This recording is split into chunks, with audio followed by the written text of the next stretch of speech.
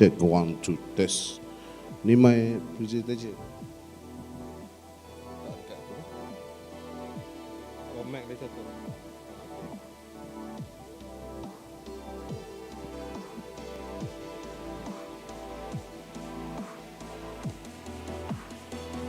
Test mic 1, 2, check.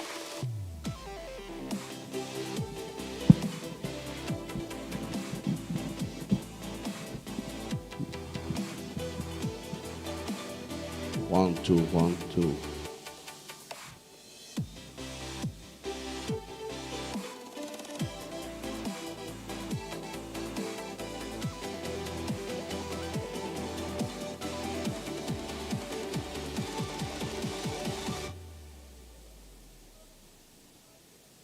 Two, test.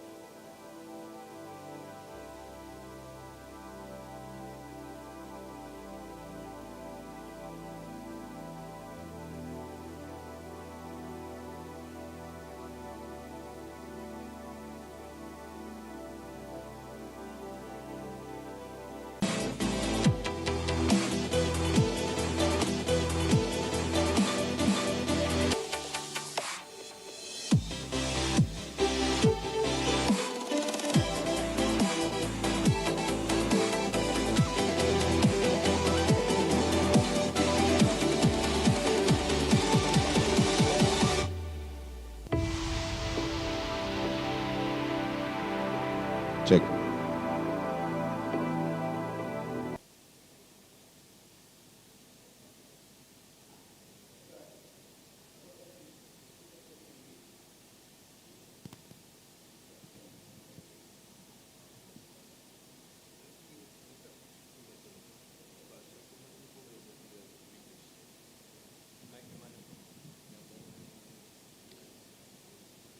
Mic test 1 2 3 4 5. I akan pegang mic lah. I tak nak.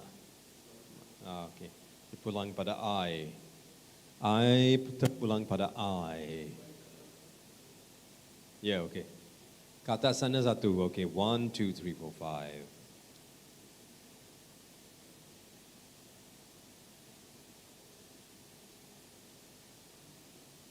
5. Mic test 1 2 3 4 5.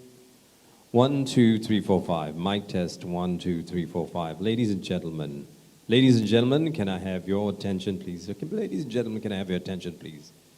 Ladies and gentlemen, can I have your attention, please? Ladies and gentlemen, can I have your attention, please?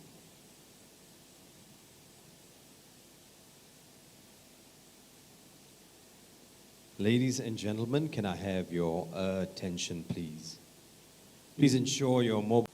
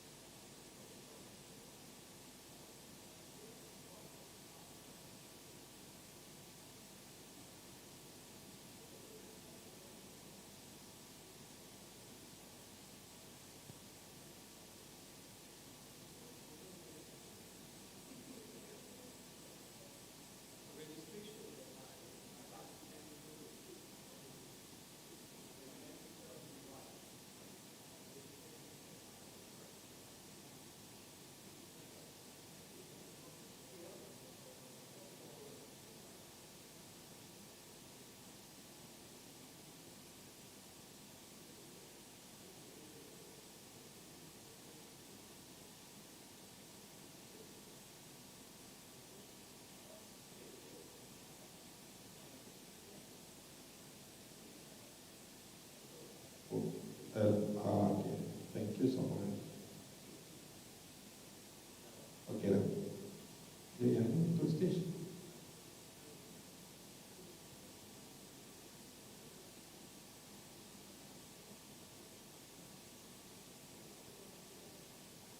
Check 1 2.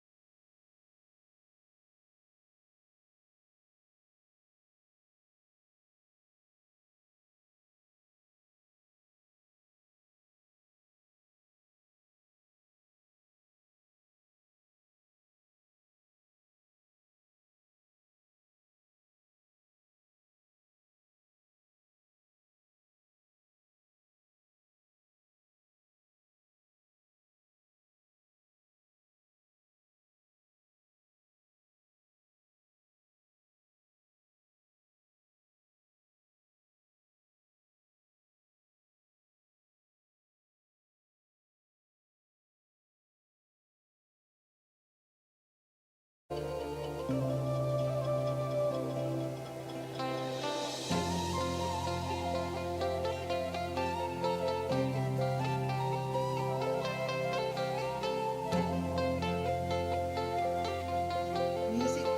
Preview.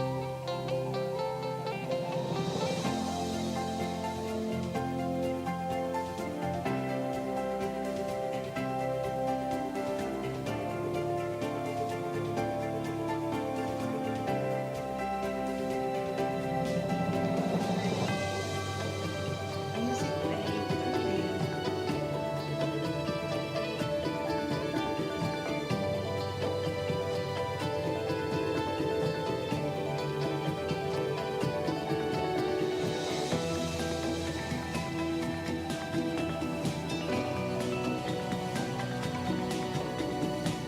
Music Bay Preview.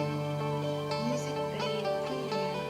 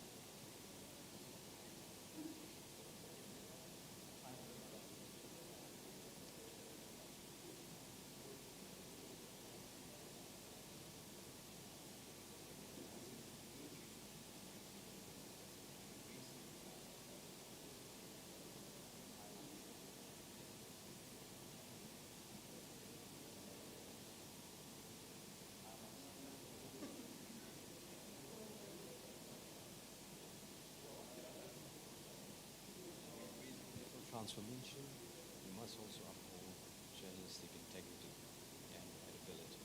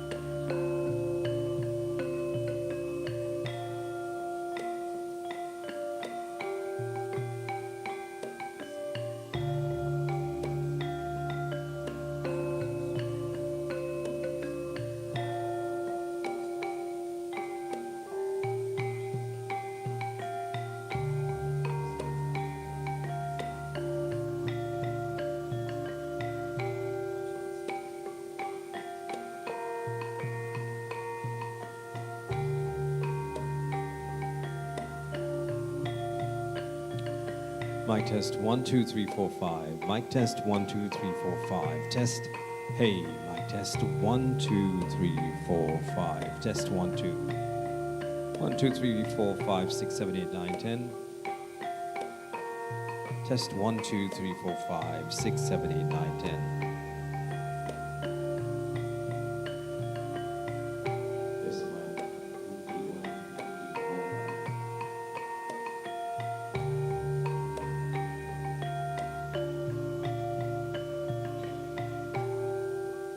Test mic 1 2 3 4 5.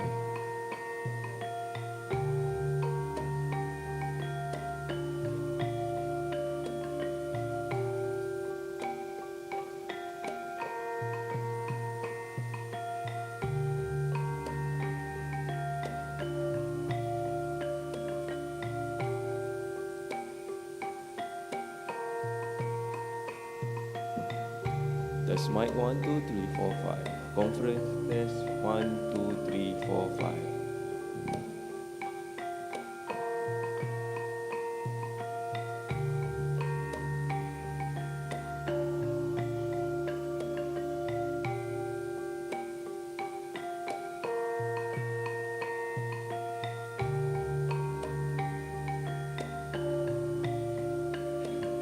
Test mic 1 2 3 4 5. Test mic 1 2 3 4 5.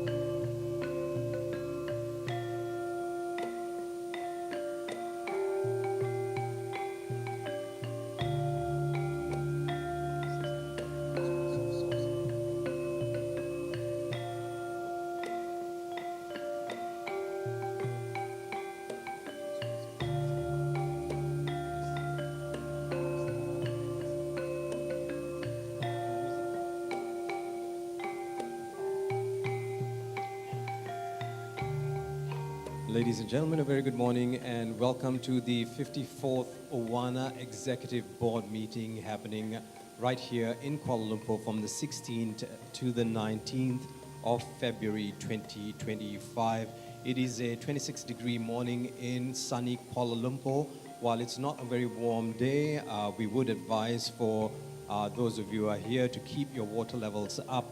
Drink a lot of water whilst you're in Kuala Lumpur because the humidity levels are quite high within the city.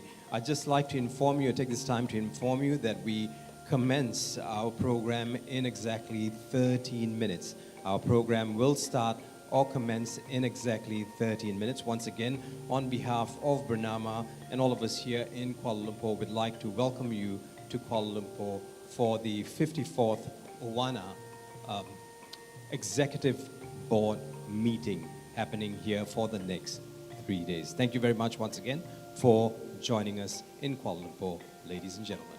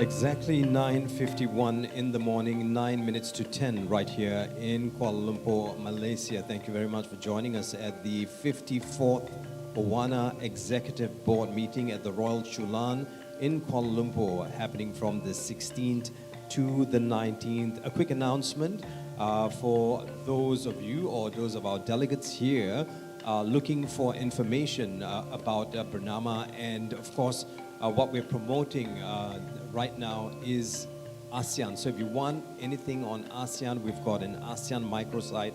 We will be showing that to you when we have the chance, an ASEAN microsite for you to get news on what's happening in Malaysia as Malaysia chairs ASEAN in 2025. For your information, ladies and gentlemen, we kick off the program, or the program starts or commences in exactly 8 minutes from now. In exactly 8 minutes from now, we will start the 54th OANA Executive Board Meeting at the Royal Chulan in Kuala Lumpur. Thank you very much for taking time off to join us right here in Kuala Lumpur for this event, the 54th OANA Executive Board Meeting.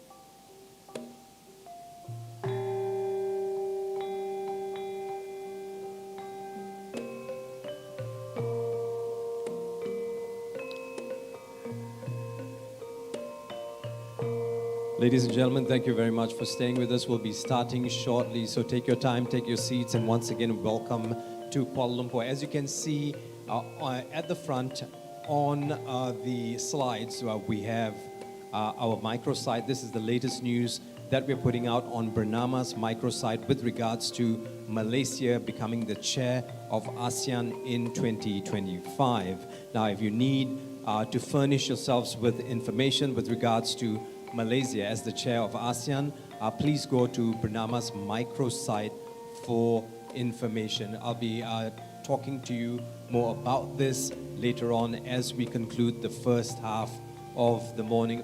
Also, very quickly, for our friends who are here and also want to meet up with other news agencies, agency to agency, if you need to have a quiet meeting, we've got rooms on standby. Just speak to one of our ushers or the organizing committee, and they will be able to give you all the information you need about getting a room if you're having a meeting. Saying if two agencies get together and they want to have a meeting, we have rooms allotted or allocated for this purpose whilst you're here. So it's going to be a very tight and packed schedule. We've got a lot happening today. We've got a luncheon hosted by one of our ministers, Minister of Industry, and also another dinner hosted by the Minister of Comms that's happening later today. So it's going to be a very, very packed and tight schedule. Also, don't forget, tomorrow some of you will be taken to see Kuala Lumpur with the hop-on, hop-off bus. If you haven't been in that, it's an experience. Please make sure you hop on that ride that's happening tomorrow. Once again, a very good morning, everyone, and welcome to the 54th OANA Executive Board Meeting happening right here in Kuala Lumpur. In exactly 3 minutes, we commence with our program right here at the Royal Chula.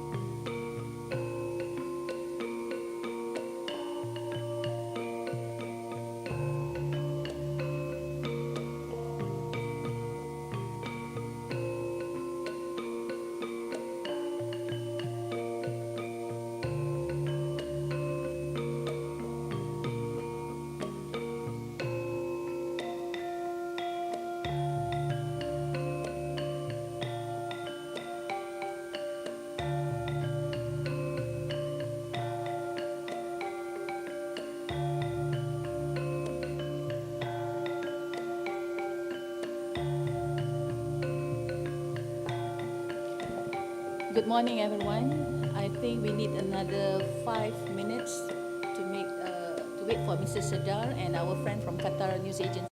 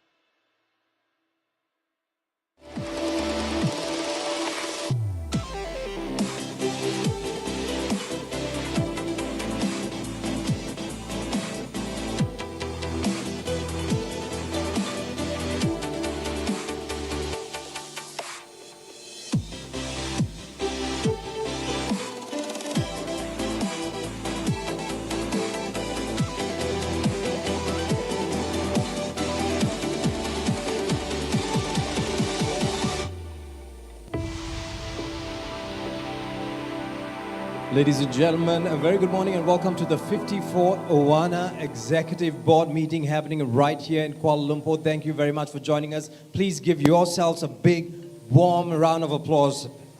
We are so happy to have all of you here in KL. I said warm, a little warmer than this. Come on, ladies and gentlemen, we can do better. A big, warm round of applause, everyone. Yeah. We waited for everyone to get in and we want to make sure this next few days is a success right here in Kuala Lumpur. Now, I have a question for you before we begin. What does the future of news look like in an age of AI and rapid technological change? I'd like you to keep that in your mind for a while and think what it's going to look like in our newsroom. Think about it, yeah? Well, my name is Jared Ratnam, and it's my honor to welcome you to the 54th OANA Executive Board Meeting in Kuala Lumpur. This year's theme, Future-Proofing News Agencies, Embracing AI and Technology for Sustainable Growth, highlights the critical need for news agencies to evolve, adapt, and innovate. Now, as we embrace digital transformation, we must also uphold journalistic integrity and credibility, and that is one of the hardest things to do because there's a fine line all of us, you and me, have to balance with at all times. Now, today we will engage in, or hopefully engage in, insightful discussions, share expertise, and work together to shape the future of news agencies in this ever-changing landscape. Now, to officially commence our proceedings, it's my pleasure to hand the microphone to Datin Paduka Nurul Afida Kamaluddin, the Chief Executive Officer of Bernama, to deliver a speech. Please give her a warm round of applause. Thank you, Gerard. Bismillahirrahmanirrahim. Assalamualaikum warahmatullahi wabarakatuh. Mr. Zaman Razakni, the Secretary General of OANA, who is also the Director of International Relations of IRNA, Mr. Aru Raju, Bernama Editor-in-Chief, distinguished members of the OANA Executive Board, esteemed delegates from IRNA, Yonhap, Azatab, TAS, Anadolu Agency, Xinhua, Kyodo News, Qatar News Agency, VNA, Monsame, Antara, Mer News Agency, and Bernama. Selamat datang, or welcome, and a very good morning to all of you. It is worth recalling that it was Mr. Ali Naderi who proposed that Bernama host the 54th OANA Executive Board Meeting here in Kuala Lumpur this year. This proposal was unanimously endorsed by members attending the 52nd Executive Board Meeting in Tokyo last year.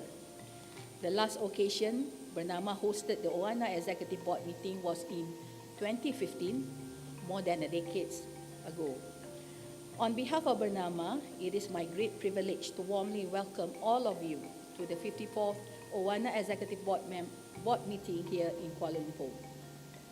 It is truly an honor to host this gathering of some of the most influential news agencies from across the Asia-Pacific region and beyond. Your presence here reflects the enduring commitment of OANA members to fostering cooperation, innovation, and excellence in journalism. This meeting is particularly significant as we gather in a world that is rapidly evolving, with the media industry at the forefront of technological and societal changes. As one of the largest media organizations globally, representing 41 member agencies from 33 countries, OANA plays a crucial role in shaping narratives, addressing challenges, and championing the values of credible journalism. Kuala Lumpur, a city that symbolizes progress and diversity, provides a fitting backdrop for this important occasion. As we deliberate on strategies to navigate the future of media, it is Bernama hope that this meeting will serve as a platform for collaboration, knowledge sharing, and forging stronger bonds among member agencies. Ladies and gentlemen, for over 6 decades, OANA has stood as a pillar of journalistic integrity and cooperation. Since its establishment in 1961, it has grown to become a global powerhouse, disseminating 2/3 of the world's information. This impressive legacy is a testament to the collective strength of its members, who share a common commitment to delivering timely, accurate, and balanced news to audiences worldwide. Bernama is proud to have been part of this journey for over 20 years. As a long-standing member of the OANA Executive Board, we have witnessed firsthand the positive impact of this organization in addressing challenges, fostering innovation, and uniting diverse voices under a shared mission. This 54th Executive Board meeting is not just a routine gathering. It is a critical platform to address the pressing challenges and opportunities that define today's media landscape.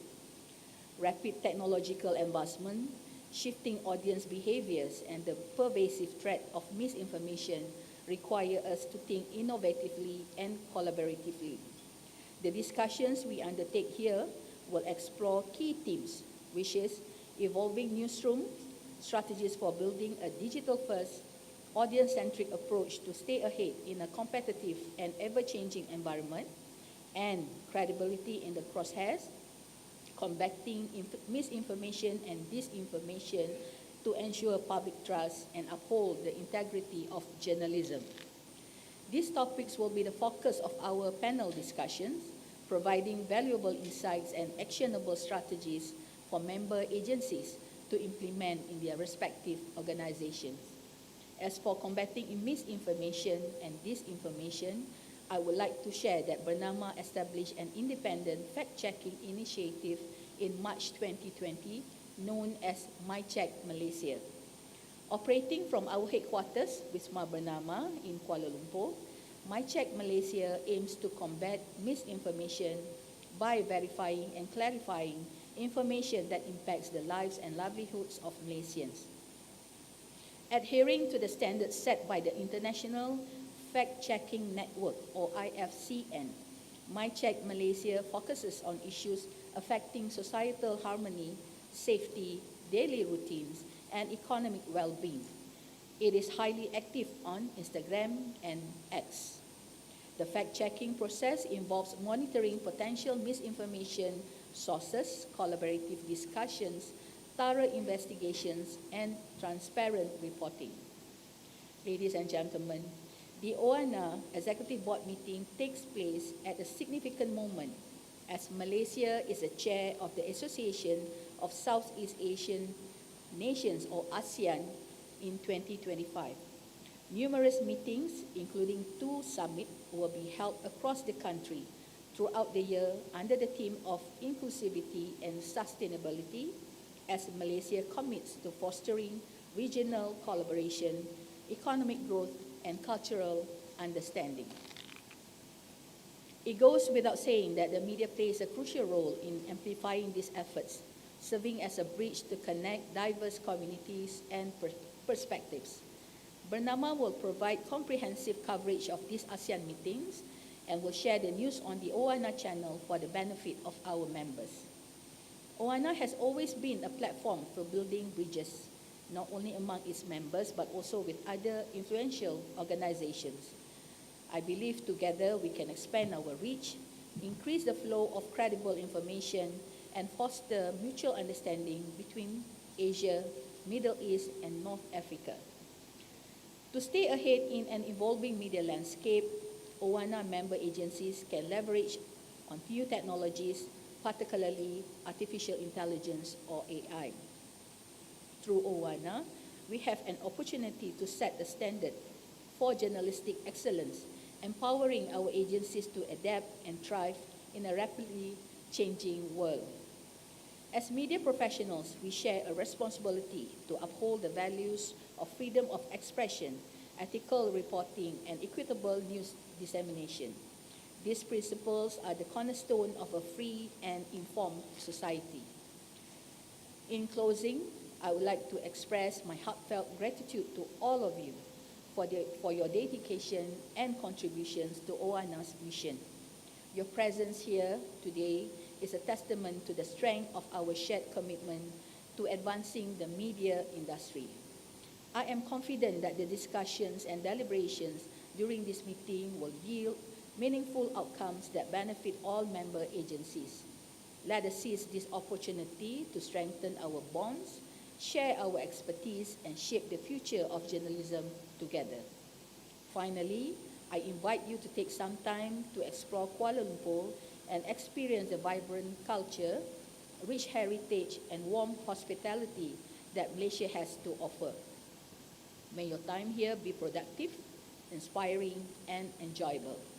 Ladies and gentlemen, I wish you all a successful and fruitful meeting. Terima kasih. Thank you. Thank you very much, Datin Paduka Nurul Afida Kamaluddin, for your inspiring words and for setting the tone for today's discussions. Next, I'd like to welcome Mr. Zaman Rezakhani. We're going to pass the mic to him. He's the Secretary General of OANA and the Director of International Relations at IRNA to deliver his opening remarks. Over to you, sir. Dear Executive Board members of OANA, distinguished guests, ladies and gentlemen. It is with great pleasure that I welcome you to the 54th OANA Executive Board Meeting here in Kuala Lumpur. In a world that new technologies are evolving constantly, professional organizations, non-professionals, and even ordinary people are able to create and deliver media content to a vast audience quickly and easily. Artificial intelligence, AI, is a rapidly developing technology, and its application is becoming increasingly popular in creating media content. It offers us a good opportunity and a potential threat. The opportunity is when professional news agencies use AI to provide their audience with fast and reliable news. The threat is when certain organizations or people make use of AI in a way that spreads false news. That's why our meetings today will concentrate on digital technologies, misinformation, and disinformation. We are also going to review our activities in 2024. OANA launched major initiatives like Best Photo Awards and Best Article Awards. We need to assess what we did last year and decide on our activities in 2025. Speaking of last year, IRNA celebrated its 90th anniversary in 2024. TAS celebrated its 120th anniversary last year. This year, Vietnam news agency VNA is celebrating its 80th anniversary. I'd like to extend congratulations to VNA. Kyoto is also turning 80 this year. Congratulations, Kyoto. And by the way, Qatar News Agency is turning 50 this year. Congratulations, Qatar. So we have an organization with a long heritage. Here I would like to take the opportunity and thank Malaysian news agency Bernama for hosting our meetings. This year, Malaysia is the chairman of ASEAN, so we appreciate Malaysia's efforts in promoting cooperation among Asian countries. OANA meetings have always been more than just forums for collective decision-making. They are also invaluable opportunities for connecting, exchanging ideas, and cultivating professional relationships. Dear OANA board members, thank you for being here, and I look forward to successful meetings and panel discussions ahead. Thank you very much. Thank you very much, Mr. Zaman Rezakhani. It's now time for us to move to our panel session, something we promised this morning, and to do that, of course, our moderator for panel session 1, we have Mr. Zaman Rezakhani. If I can just whisk him to stage, and then we'll bring our panelists up. So our first panel discussion, or panel discussion 1 to be exacting, is evolving newsrooms, building digital-first, audience-centric approach, something that all of us are doing work towards, and in different countries, of course, the rules are different for us to play with, but it's where we come together and share. And of course, joining Mr. Zaman Rezakhani on stage, we'll have, should I do the introduction, or would you like to introduce your? Yeah. You want? Once again, ladies and gentlemen, a warm round of applause for Mr. Zaman Rezahani. Thank you.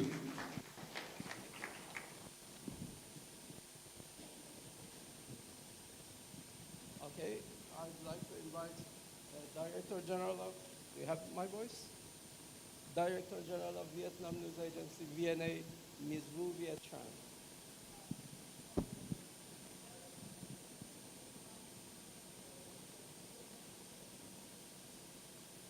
Here, please. Right. Once again, you were calling for?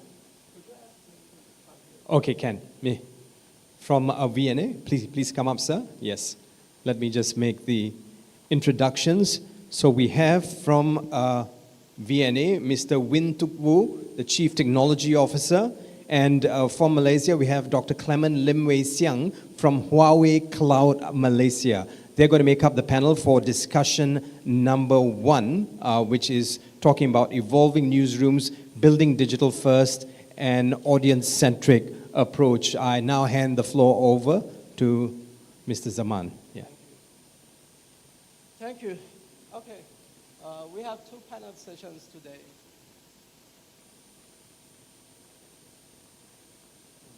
The sound is okay? Yeah, the sound is okay. It just needs to be Okay. closer. Yeah. Okay, today we have 2 panel sessions. The first panel session, the title of the first panel session, I think, is a bit tricky. Why I say tricky? Because we are living in a world of digital technologies. News agencies are digital organizations in essence today. So I'm a fan of football. In football, some managers say the key to success is teamwork. Maybe somebody asks, what do you mean? Because football itself is a teamwork. It's all about teamwork. So we have the same question here. What do we mean by being digital first, audience-centric organizations to stay ahead? So the first question is to define this approach, to define the approach of being digital first. And the second question refers to the second part of the title, and that's, okay, and that's being audience-centric. What techniques should we use to be called audience-centric organization? And how can we make sure that we do not sacrifice our professional values for the sake of being labeled audience-centric organizations? I think this is what we should balance. How to be audience-centric and how to be professional at the same time. So in order to answer these questions, we have 2 professional guests today from Bernama News Agency, from VNA News Agency, and also we have Dr. Clement Lim Wei Siang from Huawei, Malaysia. He's a PhD in computer science, and he's also a professional in AI, so he can answer our questions. After that, I hope you engage in the discussions, asking questions if there are any questions, so we can have a fruitful discussion and come to a conclusion in the end. So without any more speaking, I'd like to ask you to take the floor. The stage is yours, please. There's a microphone there. Dr. Zaman, maybe you want to use this? Okay. Try this. Yeah.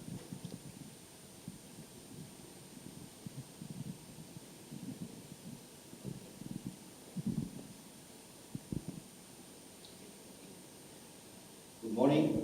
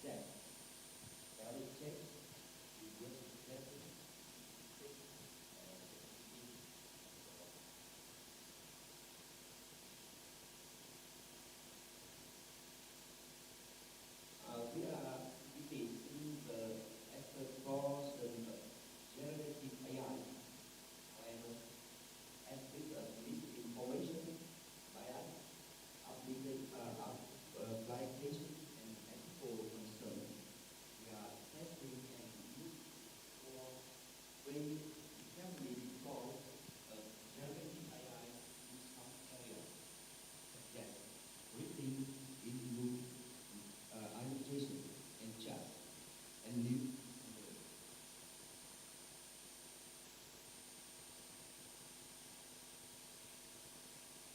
We are next turn to news distribution. At DNA, we use AI to analyze the reader behavior and suggest content they are interested in. We also personalize content through newsletter and web push citation. We have a collaborate with startups to build a Vietnamese news assistant and put it into a smart speaker.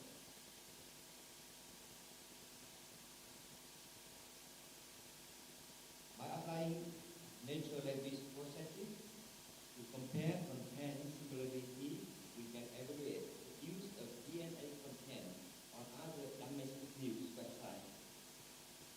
News vetting also can be used for KPI or KPI.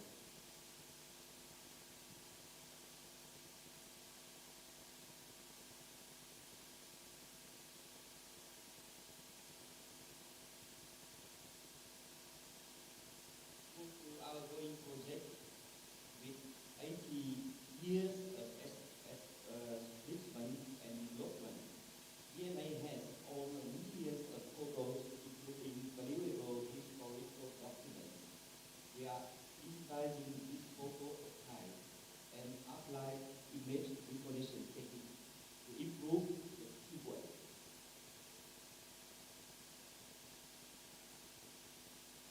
We also use AI and natural language processing to extract information in news articles and use a news taxonomy system. We can classify news content, extract information, and power and search experience, browsing and discover or information.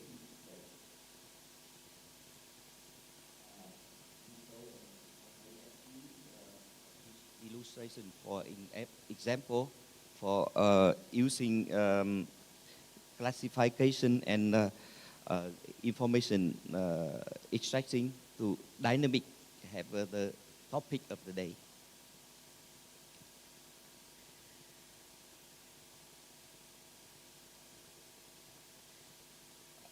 VNA work with many startups to bring news ideas into the organization and develop our AI project. It helps us to test new technology at a low cost while also supporting the news industry. Besides working with startups, we build strong partnership to share our journalists and AI project with more people. We are not only use cloud AI service and outsourcing, but also develop on our AI models to meet specific needs. This ensure data security and help build our R&D team. For example, I show you before the image recognition. We shall to build the model. We keep our million of the photo in the on-premise in the system. And I think that journalism require high accuracy language processing and visual skill. And AI is not yet mature enough to automate own operational processes. So the final decision on the use of AI still made by a human. VNA is trying to set up a guideline on the responsibility for implementation of AI system in journalism. We would be very happy if any OANA member could share with us.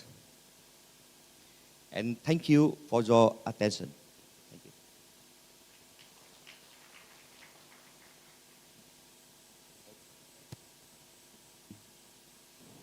Okay, you may take a seat. We'll have a question and answer in the end. So, Dr. Clement Limbei Xiang, please take the floor.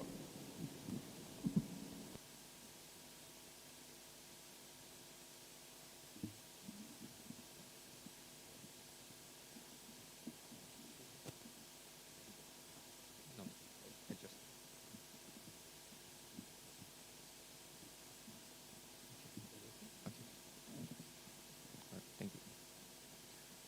All right. A very good morning to everyone, ladies and gentlemen. I'm Dr. Clement, and I'm here today to share about the evolving newsroom and how building a digital-first, audience-centric approach is crucial for staying ahead in the rapidly changing media landscape. We will also explore the role of AI and the challenges we might face in the future. So this is the agenda for today. Okay, I'll quickly go through the agenda. First, we'll talk about how media has changed over the years, and how do we focus on digital-centric as well as audience-centric, and how integration of AI can be part of our business use case, as well as the challenges we might face in the future, and the conclusion. The media landscape has been completely transformed by the digital revolution. Audience habits have shifted dramatically. People are no longer relying on newspapers or televisions for their news. Instead, they are consuming information from across multitude of digital platforms. The shift is clearly documented by research even since 2010. This means that newsroom can no longer afford to ignore the digital world. Adaptation is not just an option, it is a necessity for survival and growth. And so what does a digital-first strategy actually entail? It's about how we rethink how we create and distribute content. The core principle is to be mobile first. Our content must be designed and optimized for mobile devices. Secondly, we also need an omni-channel presence, meaning that we need to be where our audience is, across websites, social media, as well as emerging platforms. And lastly, the most important part is data-driven. Data analytics allows us to understand audience preferences, track what resonates, and refine our content strategy for maximum impact. So a digital strategy must also couple with audience-centric approach. We cannot just broadcast our information. We also need to engage with our audience. What are they looking for? What kind of content they are interested in? We can use research, surveys, data analysis to answer these questions. Then we need to personalize content whenever possible, tailoring it to specific segments of our audience. Interactive storytelling is another key element. We can use polls, quizzes, or any other interactive formats to make our audience the active participants rather than just passive consumers. Now, let's talk about the game changer, artificial intelligence. AI is rapidly transforming newsroom in several exciting ways. It can automate content creation, generate basic news reports and summaries, freeing up journalists for more in-depth work. For example, a very good example is Nikkei, Minutes by Nikkei. It uses generative AI to automate content creation and generating basic news reports. AI also can power content curation and personalization, recommending relevant articles to individual users. A good example is James. James is an AI-powered tool to help content creation and personalization to their users. And perhaps the most importantly is AI can assist in fact-checking and verification. Organizations like Full Fact are the forefront in this effort. However, the integration of AI is not without its challenges. We need to address the ethical concerns surrounding its use. Responsible AI implementation is essential. Maintaining journalistic integrity is paramount. Human oversight and editorial judgment are still crucial. And finally, we need to be aware of the potential of AI to be misused, such as the creation of sophisticated misinformation and deepfakes.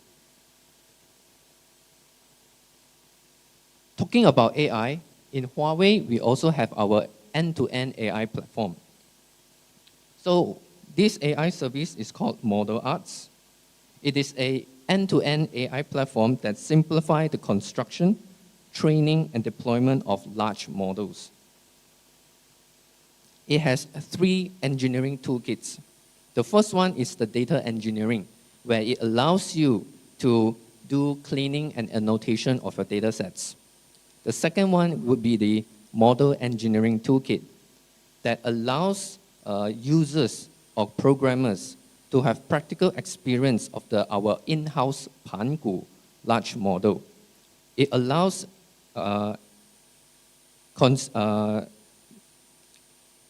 coders for zero-code deployment, zero-code development, as well as lowering the barrier of developing large models. And finally, we have the application engineering toolkit that can intelligently complete corresponding elements. With a click of application orchestration, you can quickly build and deploy the AI application. And talking of our in-house Pangu model, in China, Huawei also uses Pangu model in creating virtual avatars. And these virtual avatars can act as the news reporter as well. And in conclusion, the news industry is in constant state of flux. Embracing digital technologies and adopting an audience-centric approach are essential for success. AI offers tremendous potential. However, we must proceed cautiously by addressing the ethical and practical challenges. Newsrooms that are willing to adapt, innovate, and prioritize their audience will be the ones that thrive the digital age. And thank you.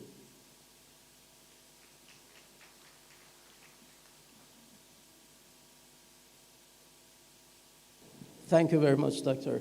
I'd like to invite you to engage in the discussion. If you have any questions, please ask the question.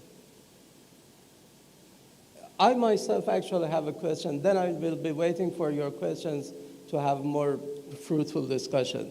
My question is, Doctor, you talked about journalistic integrity. How do you think we should use AI to keep up with journalistic integrity and at the same time keep up with new technologies? Is there any method to balance between the two things, or is it objective or subjective? Thank you for the question. What I believe is that we need to seek a balance between the two. In the implementation side, we need to be aware of what kind of technology we have. And the most important thing is the security side of it. We do not want to broadcast any false information to the public as well. So in my presentation, I mentioned about the editors also play a very huge role in this matter, because AI is just a tool that able to launch us to the future. So we need to strike a balance between the two, not just 100% relying on AI. Yeah, that's my opinion. Thank you. Any questions?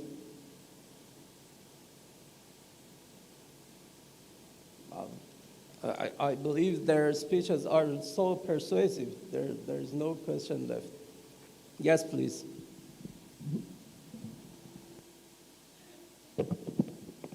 My name is Chang. I'm from Vietnam News Agency. Actually, I do not have any question for the speaker and the discussion, but I just want to add something to the ongoing panel. Yeah.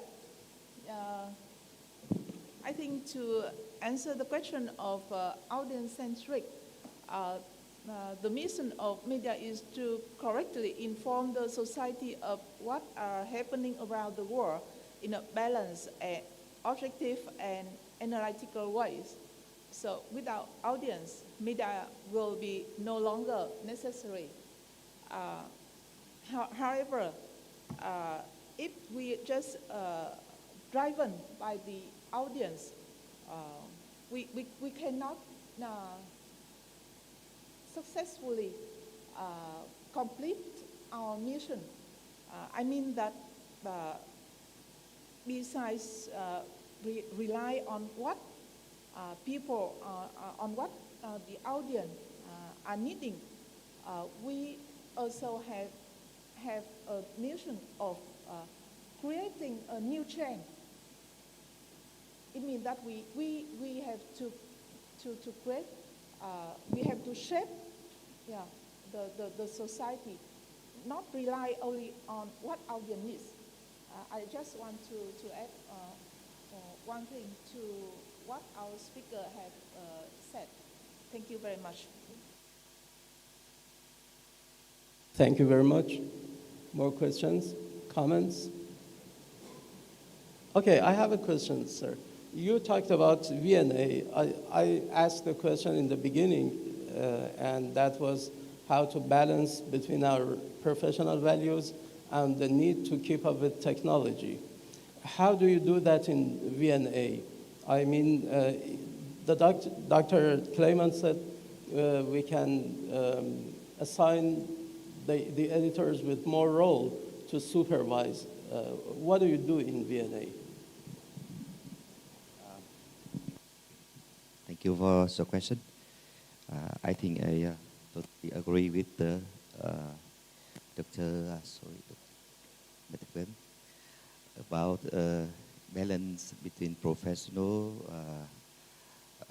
and we need first to concentrate to the security, right? So in our news agency, actually, as I said before, some like AI model we must to show to build by the R&D team and put it into the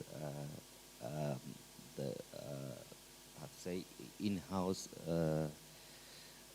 model, and I think that it a little bit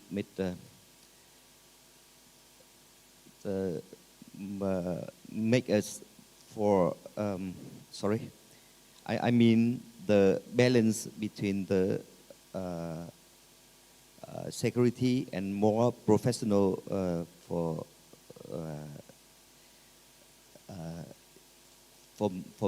makes for our user make usability, and I think the security and usability need to be more balanced. So that's why we do in our news agency. No more comments? Okay. Because we are going to have a second panel, and that panel would be more crowded because of its popularity. Let me tell you something. I asked some of the participants to take part in the first panel, but they decided to participate in the second panel. So in the second panel, I believe we have 5 speakers. We are not going to wait here for, in the first panel. I think we are going to have a short break, and after that, the second panel starts. Thank you very much.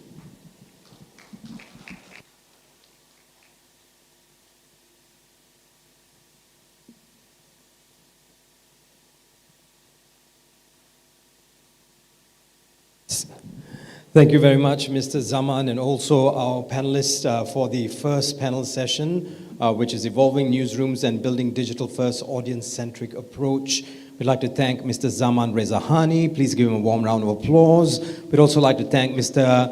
Win To Wu, Chief Technology Officer from VNA, better known as the Vietnam News Agency, and Dr. Clayman Lim Wei Siang from Huawei Cloud Malaysia. Once again, a warm round of applause for all our panelists in the first session. Thank you very much to all of you. Now we're going to take a quick break, and when we come back after a quick break, we're going to move on to panel discussion number 2. So we've got 5 panelists joining us. We're going to take a quick break now. Have your coffee, tea, power up, and come back in, and we will start with the second panel discussion right here at the 54th OANA Executive Board Meeting in Kuala Lumpur. Thank you very much for joining us.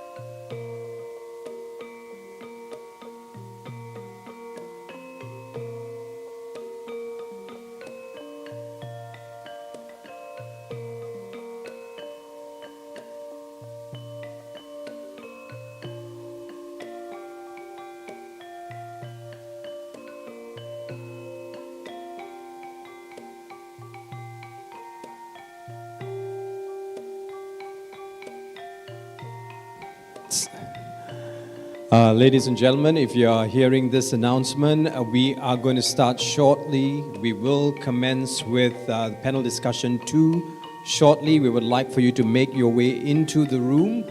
Bring your coffee with you. Bring whatever you're eating with you if you want to. If you're still hungry, please come in, but bring your coffee with you if you're still drinking a coffee. Once again, ladies and gentlemen, we will be commencing with panel discussion 2 at the 54th OANA Executive Board Meeting right here in Kuala Lumpur. So please, we'd like to usher in all of you who are outside, to our delegates who are just outside the room. We are going to commence part 2 or panel 2 discussion shortly. So please make your way back into the room as soon as possible.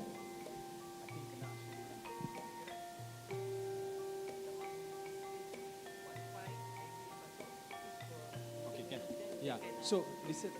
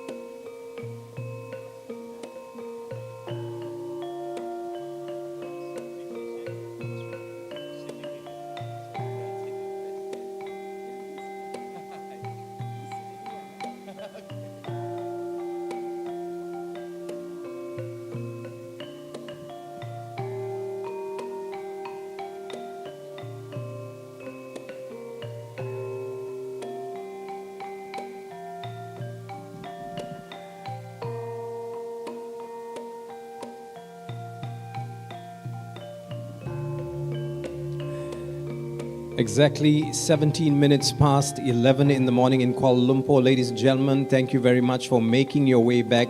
If you'd like to bring your coffee, you can bring your coffee in with you. I know some of you still need to have that push or that jolt of coffee to continue with the day.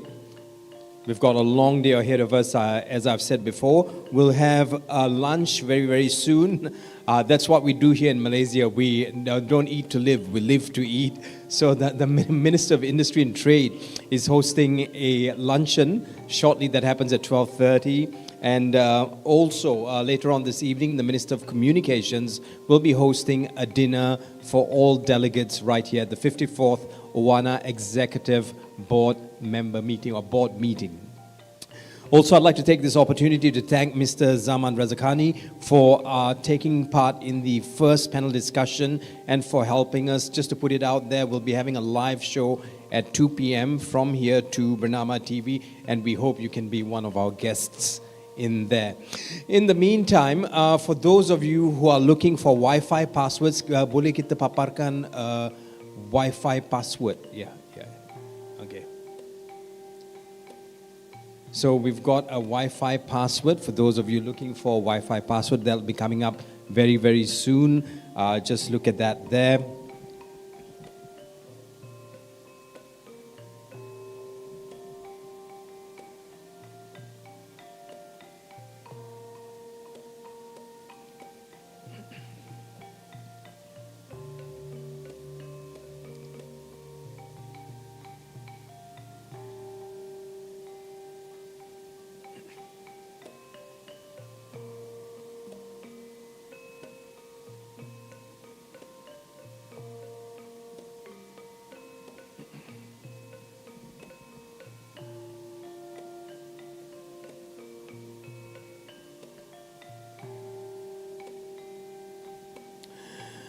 Datin Paduka, if we're ready, just give me the nod and I'll commence with panel discussion 2.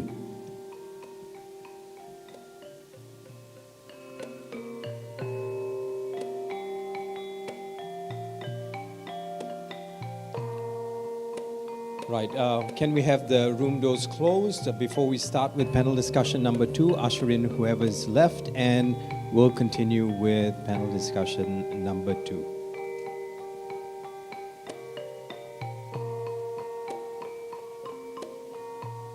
Right. Couple announcements before we start. We have Wi-Fi, and as soon as we can put the Wi-Fi password and details on screen, you can get those details from there, Mr. Suherman, the Wi-Fi password. If yeah, we're still waiting for that, and you can connect to the Wi-Fi within the hotel.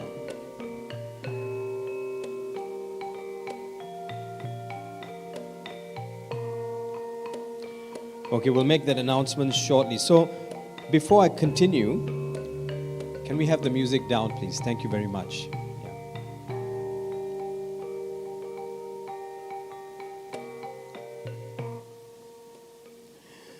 So let me just tell you a story before we start, right? A young journalist named Aisha scrolled through her feed and saw a breaking news alert. Now the headline was shocking. Okay, within minutes, thousands had shared it, reacting with outrage. But something felt off for Aisha. No credible sources, no official statements, just a flood of reactions based on a claim no one had verified. Now, she dug deeper and found the truth. It was misinformation, spreading faster than facts ever could. Now, Aisha had seen this before. As a journalist, she's seen this before. A false narrative which gains momentum, and by the time the truth emerges, the damage is done. People would have lost in credibility in the news, institutions, and even with what news agencies put out. So, with that, credibility takes a hit. Now, this is the challenge we face today. Misinformation and disinformation, they just don't spread lies, they erode trust. So the question is, how do we fight back? How do we protect credibility in an era where anyone can publish, but not everyone tells the truth? Anyone can publish, but not everyone tells the truth. This is where we are. Now, welcome back. Our next discussion addresses one of the most pressing challenges faced by the media industry today: misinformation and disinformation. As AI-generated content becomes more prevalent, news agencies must strengthen their defenses against false narratives while maintaining public trust. And for session 2, I'm honored to moderate this session featuring some very distinguished guests that we have here today. First, I'd like to, and you must help me, of course, clap your hands for this person. Ms. Kulan Banzarak, Director to Foreign Relations and Cooperation for Montsame. In the meantime, the password is up there. If you're looking for Wi-Fi, just look to the top right-hand corner. That was 3 claps I heard. Can we clap a little louder, please? Thank you very much. Ms. Kulan, thank you very much for coming to Malaysia. It would have been an amazing flight. Please have a seat. Hazal Duran, Strategic Communications and Brand Management Director at Anadolu Agency.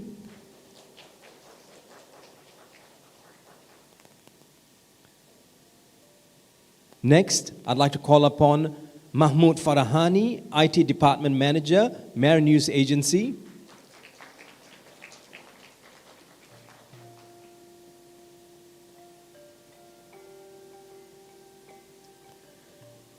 Not forgetting Mr. Yaroslav Kurilo, Deputy Director of the International Relations Department, TAS.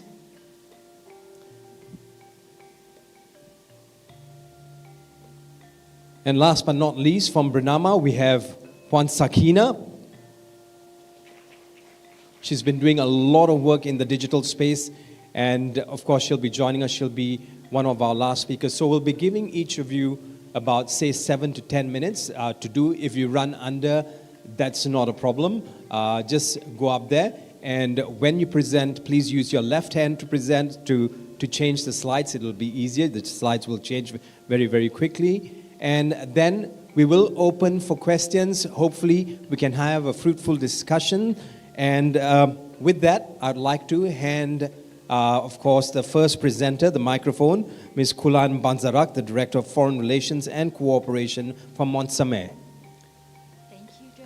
You're most welcome. Just let me help you with the mic. Thank you, Ms. Kim. Very good morning to all my friends from OANA. I'm really excited to be here and have a chance to share my thoughts about this important topic.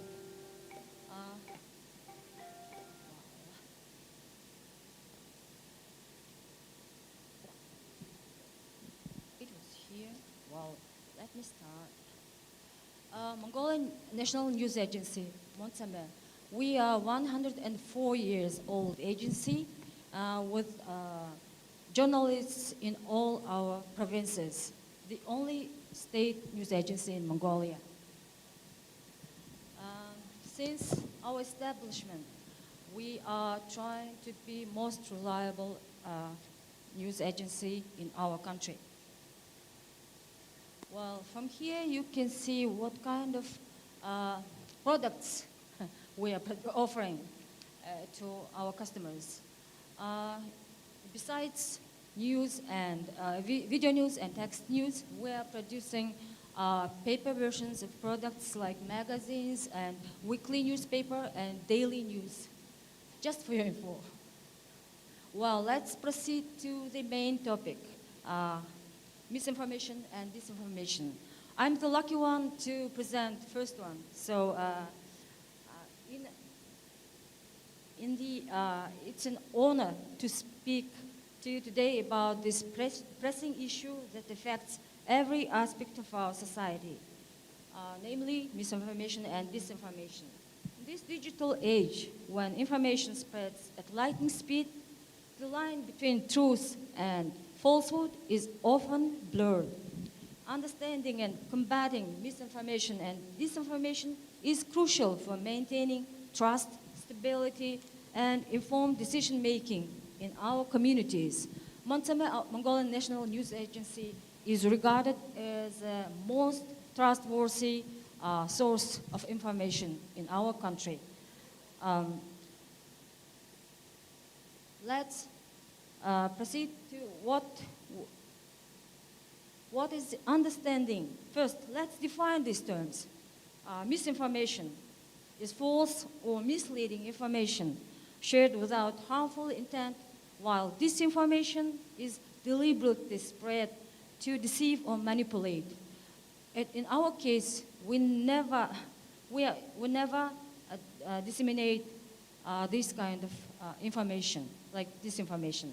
Both have significant consequences, from ending trust in institutions to influencing elections, harming public health, and even fueling social unrest. The impact on our society, the spread of false information has far-reaching implications. As you know, when people consume and believe misinformation, it can cause panic, division, and even real-world harm. We have seen examples of this in the various forms. False health advice leading to dangerous medical choices, fake news influencing political opinions, and financial scams robbing people of their hard-earned money. In this era, when the rapidly changing media landscape, how misinformation and disinformation spreads. Where does false information come from?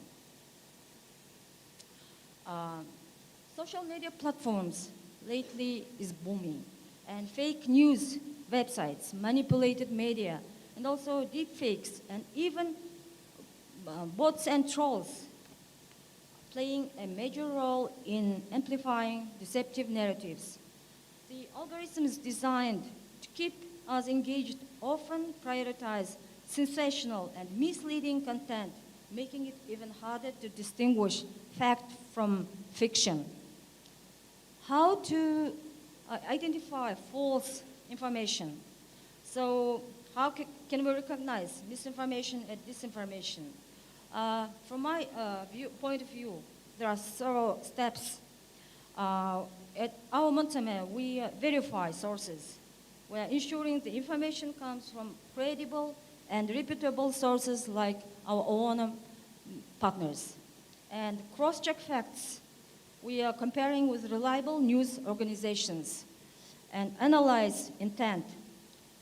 Our journalists used to ask whether the content is meant to inform, mislead, or manipulate. And look for sensationalism.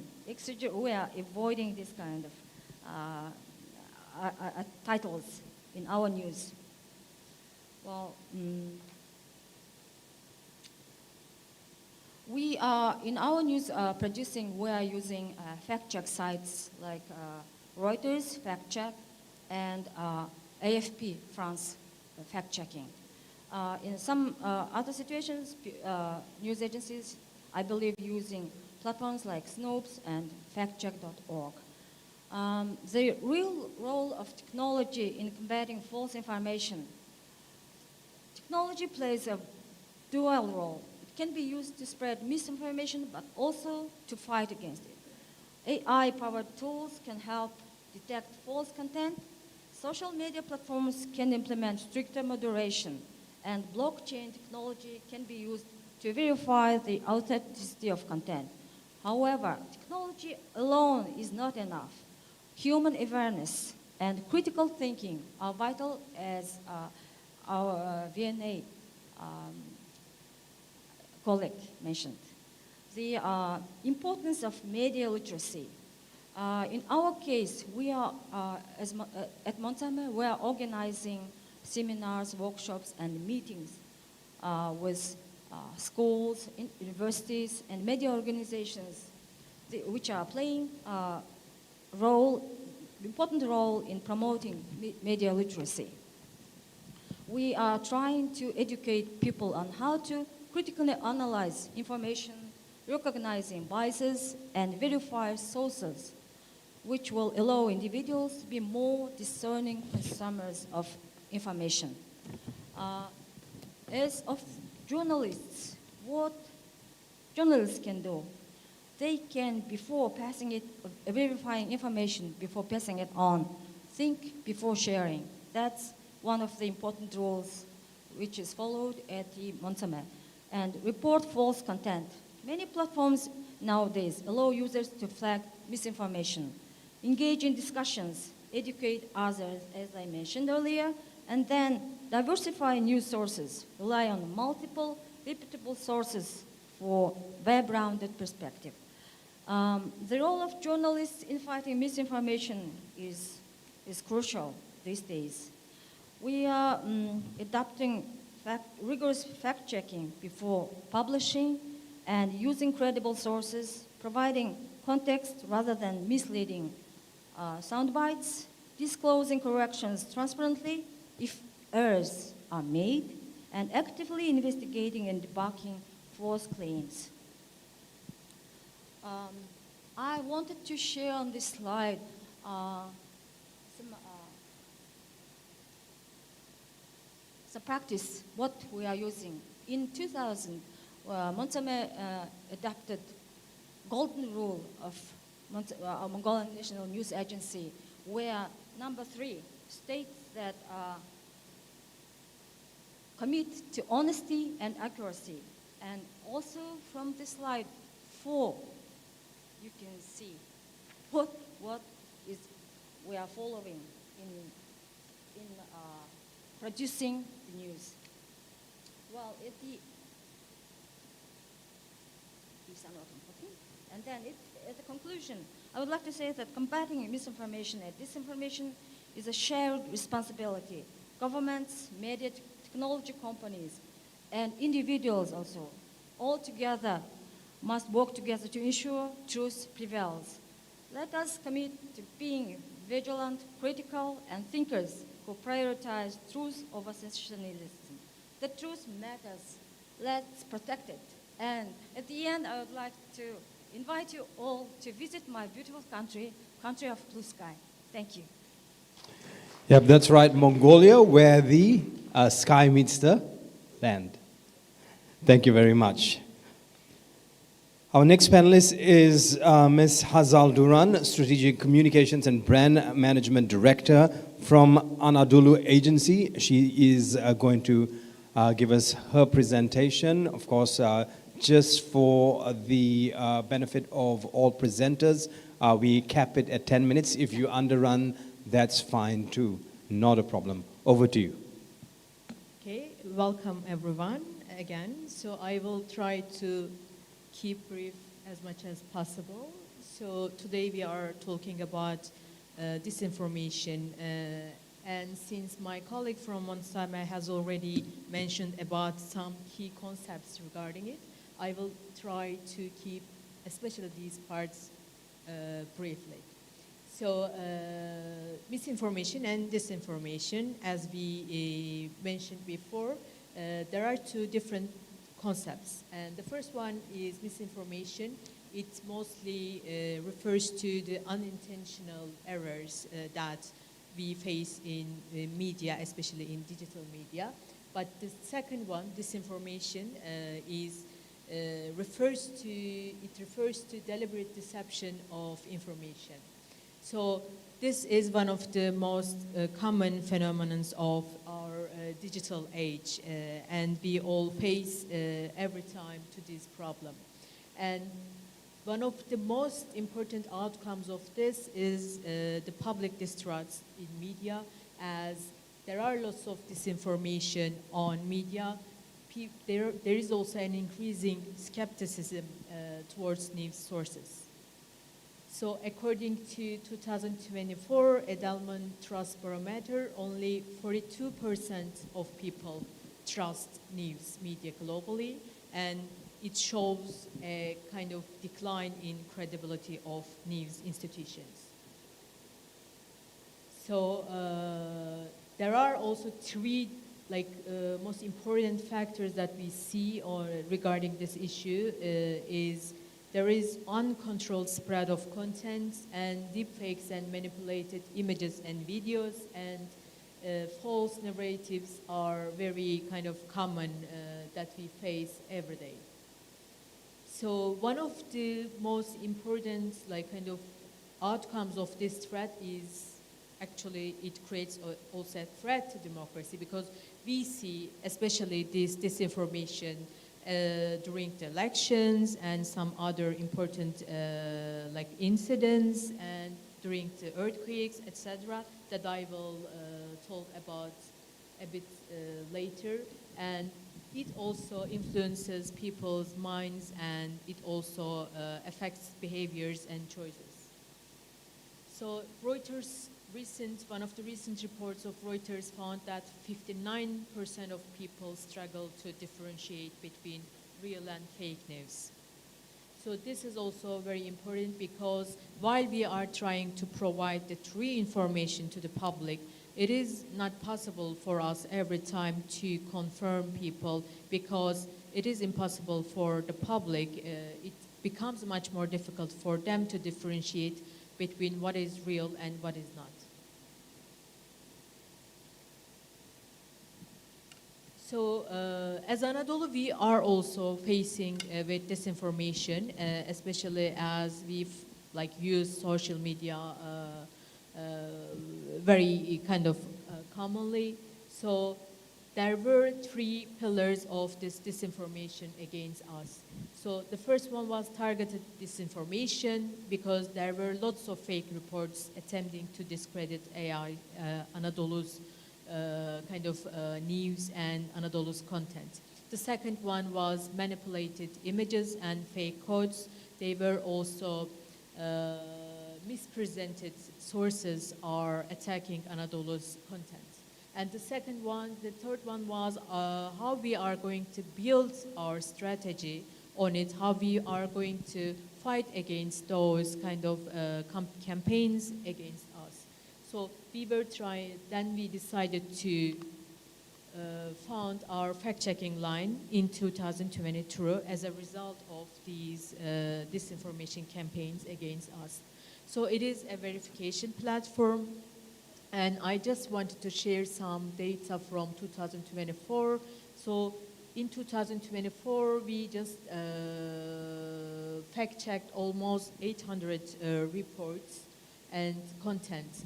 And our website was viewed 2 million times, and we got 4 million impressions on X.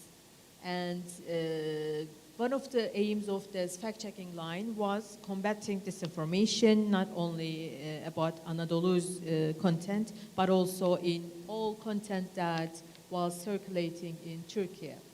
So, and in 2023, there was an earthquake in Turkey, so it hit almost 11 provinces.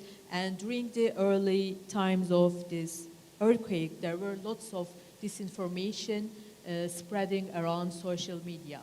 So this was one of the cases that we measured how lines or how platforms like our fact-checking line are important to fight against disinformation on social media. There were lots of disinformation, there were lots of fake identities and fake accounts, they were circulating fake news, and during that time, our fact-checking line worked very kind of properly, and we tried to also help Turkish government to fight against disinformation during the early phase of earthquake. So we have two kind of prominent projects under our fact-checking line. The first one is the project. So it is basically an AI-powered tool, and it analyzes 700,000 web pages every 90 minutes. So we are trying to invest more on this project to make it more kind of to work better and to increase its use by other platforms as well.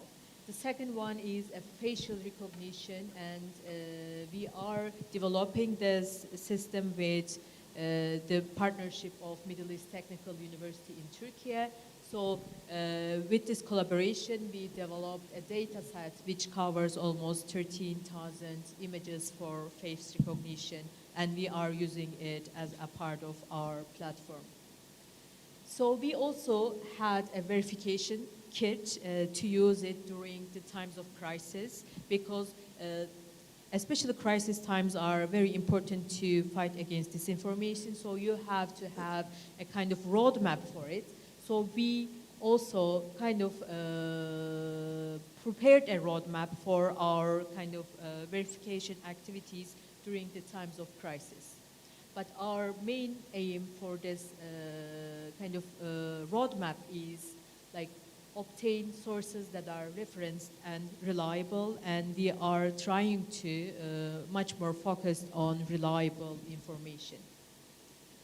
So as a part of our efforts under our fact-checking line, we also try to focus on how we are going to use AI in our news and in our coverage, and how we are going to have regulations to use those systems. So as a result of it, we organized Copyright in News and AI in Media Symposium at the end of 2024, and we tried to have also a roadmap for use of AI and its ethical considerations. We invited top official government officials from Turkey to this event, and we tried to create a kind of awareness among even government officials about it, and to have a better regulation to fight against disinformation. Thank you. Thank you very much, Ms. Hazal Duran, the Strategic Communications and Brand Management Director at Anadolu Agency. Next, I'd like to call Mr. Mahmoud Farahani up for his presentation from Mayor News Agency.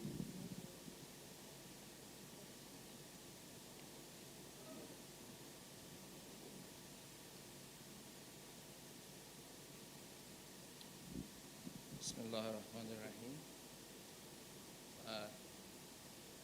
It's an honor to be here today at OANA conference. I'm just going to raise your mic for you, yeah? Yes.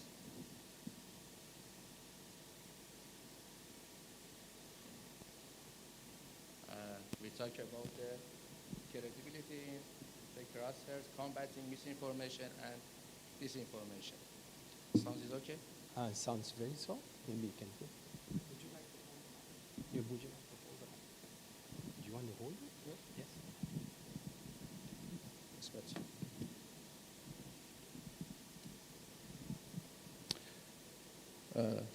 In the age of information explosion, the media is more than ever exposed to challenge related to credibility and public trust. What we will examine in this challenge related to credibility and public trust. First,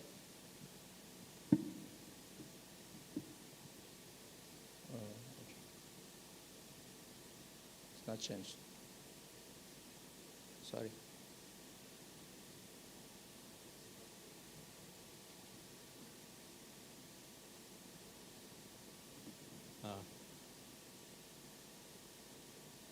We're having a bit of a technical problem. Are we okay? Yes, okay.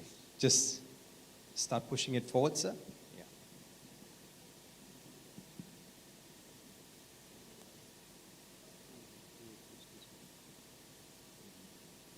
Yes? It's not working.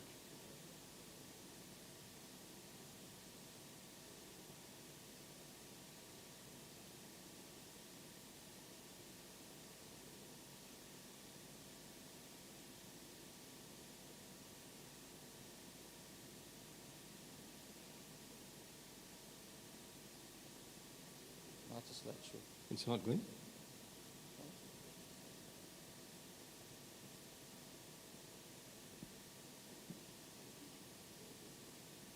Okay. Yeah, we're trying to reprogram it again. Maybe we can get you to sit and we'll get Mr. Rusla from TAS to, yeah? So we'll just get your slides back again. Apologies for that, sir.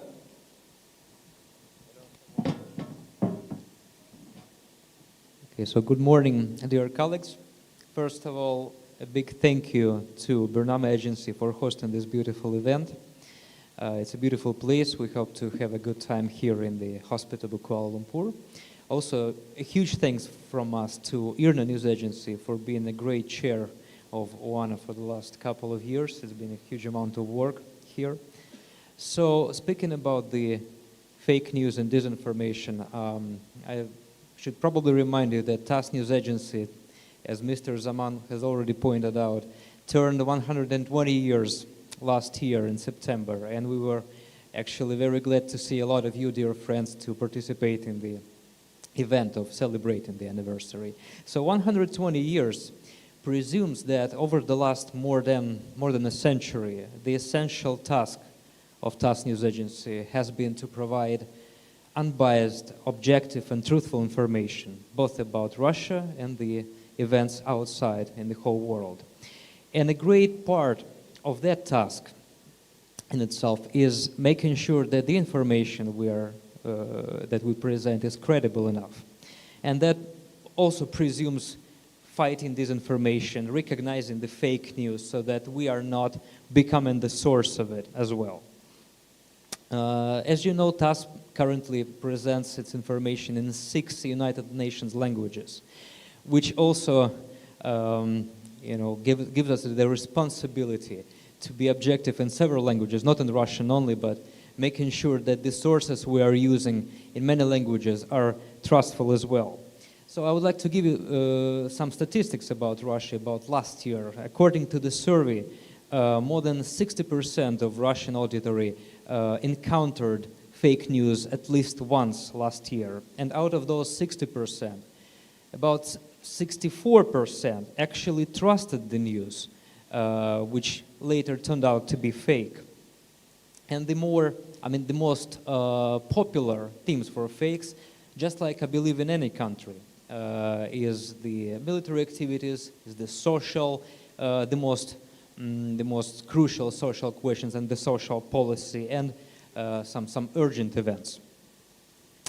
Well, as for TAS, as for the governmental news agency, as you might know, as the state news agency, our task is even more crucial than sometimes, because we are perceived as the state news agency of the Russian Federation. And I'm actually proud to say that over the last 5 years, TASS has been implementing a dedicated editorial board whose sole task is to fact check everything that comes outside.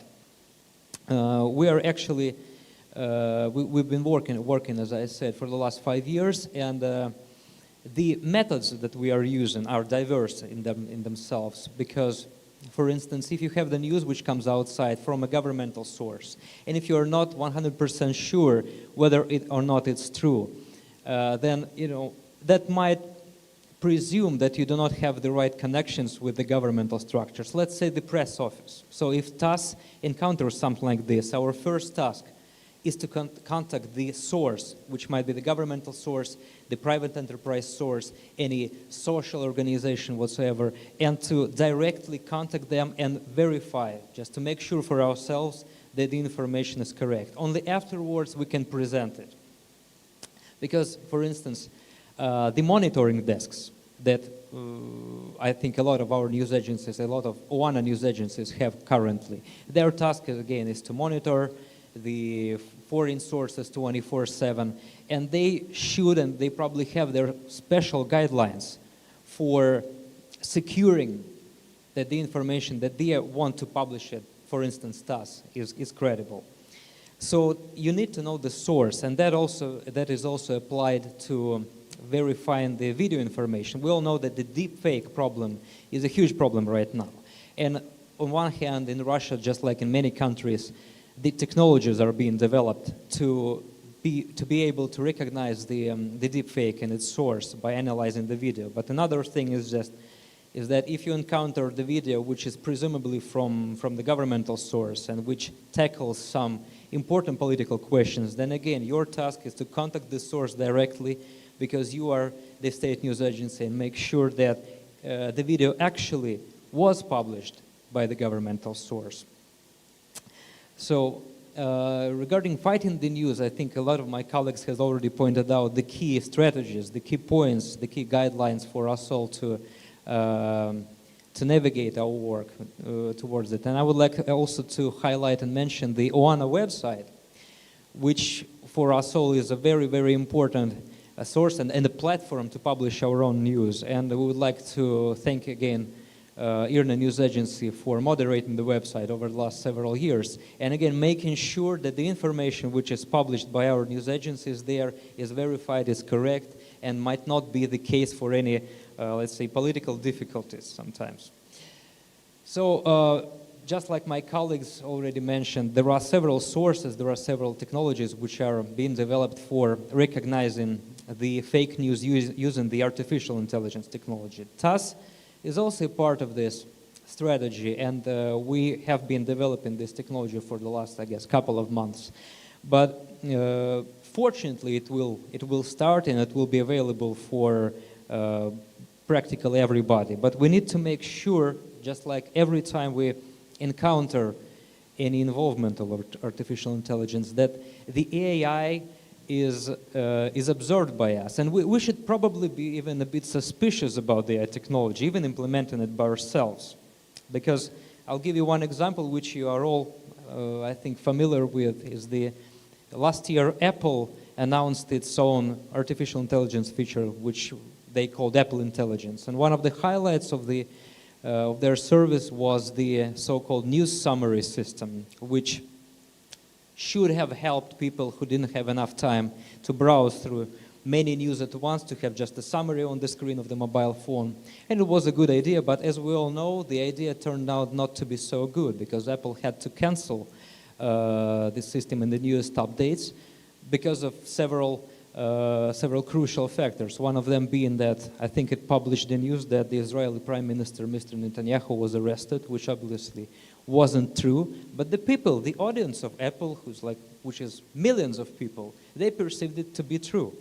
And then later on, it took some effort to persuade people that it was actually some fake news generated by AI. So once again, we should, I'm not afraid of the term, be suspicious of AI, even by working with this. And lastly, I would like to point out that we talk a lot about educating our audience about how to about how to recognize the fake news to at least some degree of probability. But we shouldn't forget that we should probably invest a lot invest in educating the students, the people who are going to be our employees in the future. And I mean the faculties of journalists and many, many other things. We should provide probably dedicated scholarships with some at least brief courses of identifying the fake news for the future journalists. I think that is very important. Thank you so much. Thank you. Thank you so much, Mr. Yaroslav Kurylo, Deputy Director of the International Relations Department at TAS. We now move back to Mr. Mahmoud Farahani from Mayor News Agency. We'd like to apologize for the little glitch we had just now. So Mr. Farahani has also said that if the slides don't work, you will talk without the slides. Let's just try using the slides first. Yeah, thank you. Hello again to everybody here. We continue our presentation.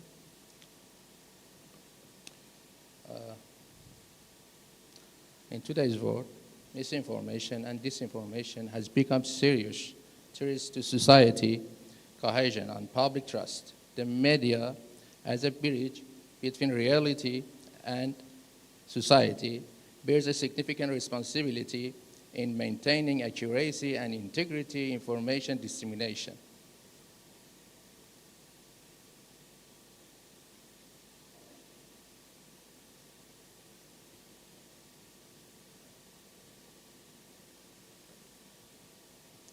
The goal of this presentation is to explore the methods and challenges that media faces combating misinformation, and to identify solutions that enables the media to more effectively counter fake news and contribute a transparent and credible information space.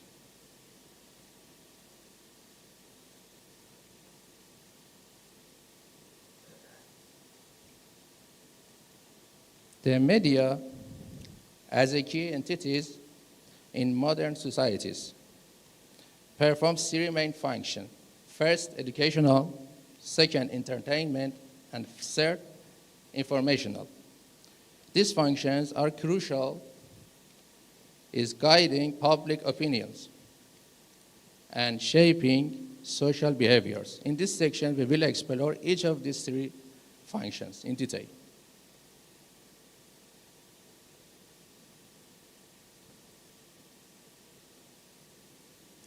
Media functions and their relevance to the conference theme. The media have three main functions that are directly related to the issue of the credibility and combating misinformation: informing, educating, and entertaining. In this section, we will examine each of these functions in relation to media credibility.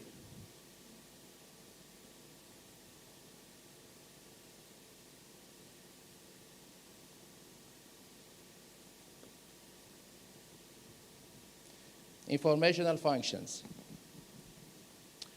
As information institution, the media are responsible for disseminating accurate and well-documented news.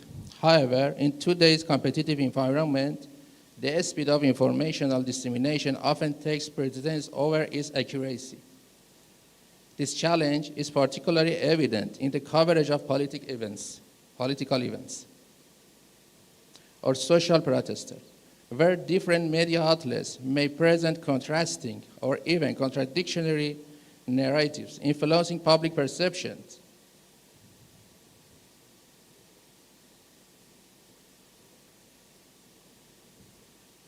The educational functions. The media plays a crucial role in public education, extending beyond media history, literacy, and provide effective learning in various fields, including science.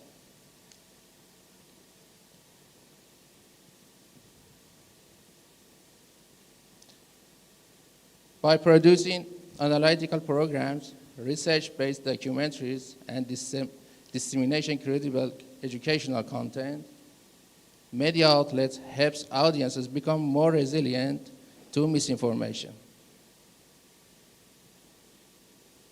Those that neglect this responsibility risk losing their credibility over time, as more informed audiences tend to distance between themselves and unreliable sources.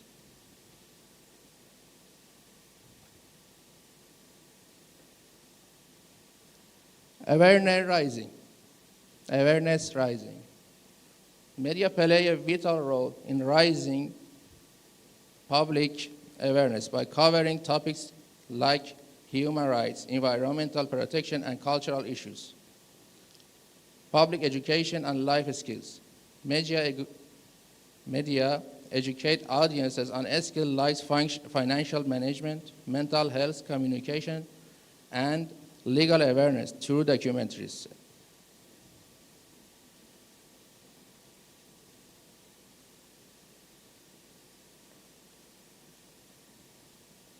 Entertainment functions.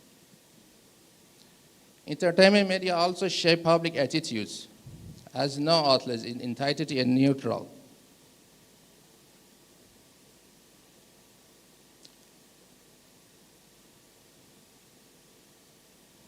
Although much misinformation is spread through news media, entertainment media also play a crucial role in shaping public attitudes.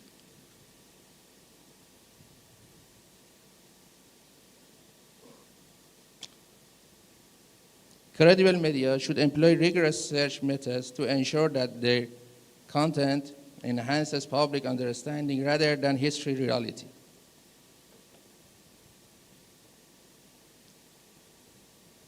Enhancing social interaction.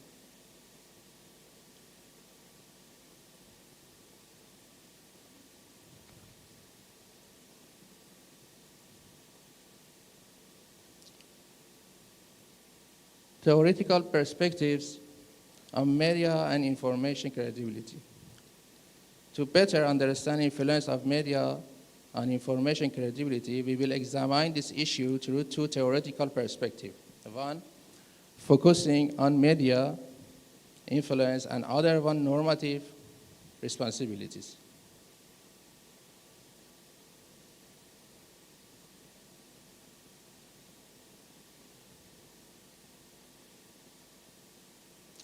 Media outlets, beyond their own role in information dissemination, have an ethical and civilizational responsibility to society. According to this theory, they must not only be vigilant about publishing false information, but also establish clear mechanisms for correcting and clarifying errors. Failures to adhere to these principles can lead to a significant decline in public trust.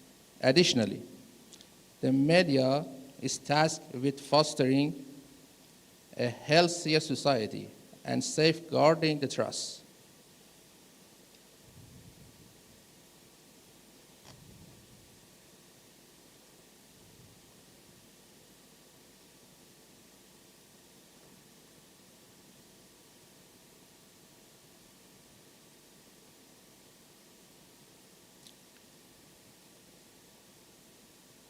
Contractivity theory in media.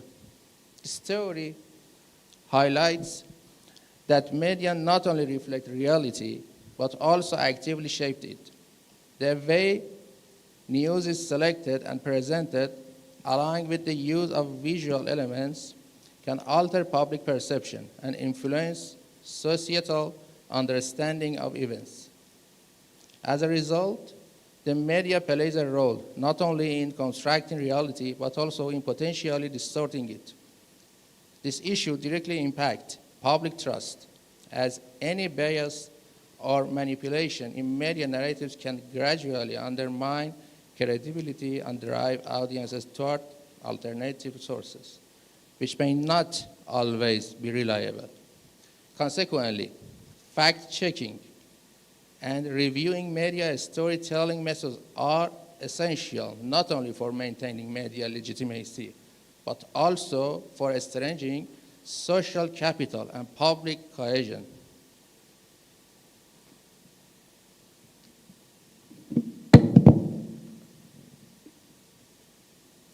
Media evolution.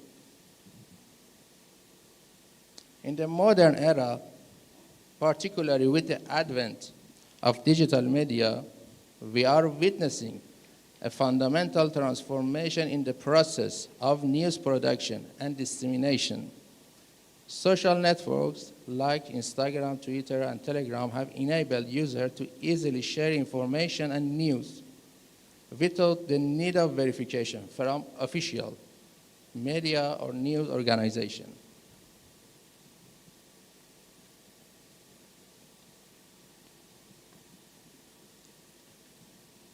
Challenge and opportunities.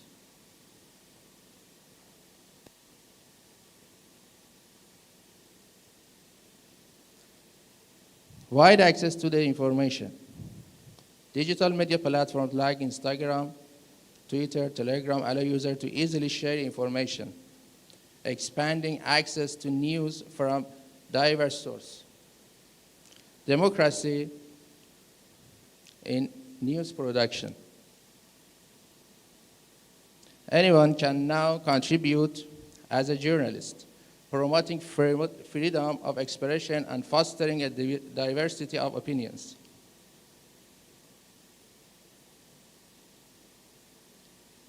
The rise of fake news and misinformation. The digital transformation has fueled the spread of fake news, undermining public trust and social stability. And the last, declining credibility of news sources.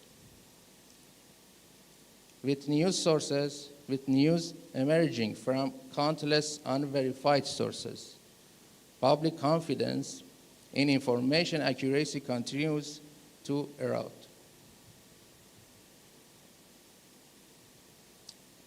Current challenge.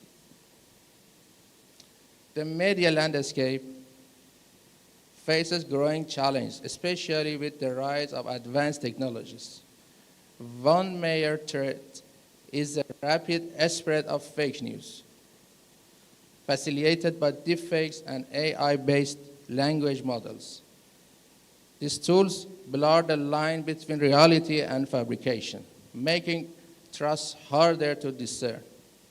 Additionally, the strategic use of misinformation by governments and media for political and economical gains has deepened the crisis of public trust.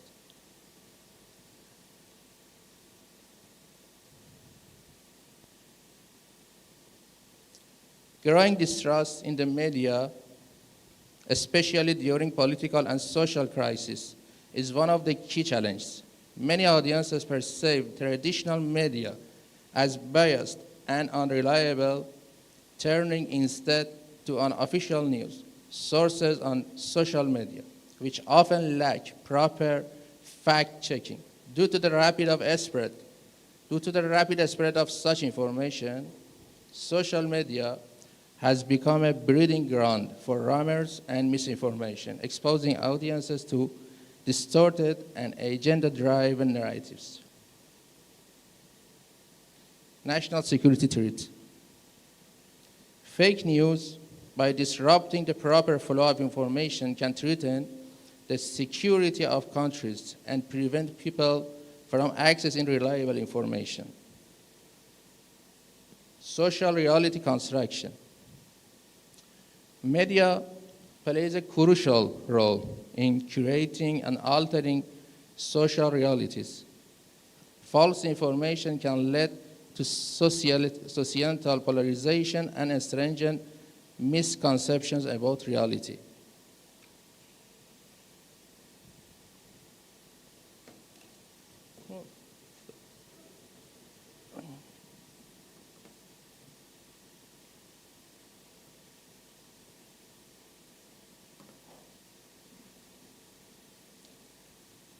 The dilemma between freedom of speech and media regulation. Excessive restrictions on the media can lead to censorship, whereas unrestricted information dissemination can facilitate the spread of false news, striking the right balance between these two aspects is a fundamental challenge in media regulation. Today, AI-powered tools such as deepfakes and advanced language models have taken the curation of fake content to an unprecedented level. The distinction between real and fake contents has become increasingly difficult, necessitating the use of advanced technologies for verification. The scale of misinformation production is so vast that an enormous amount of false content is generated daily in the digital space, making it difficult to predict what type of information audiences will encounter in the coming years.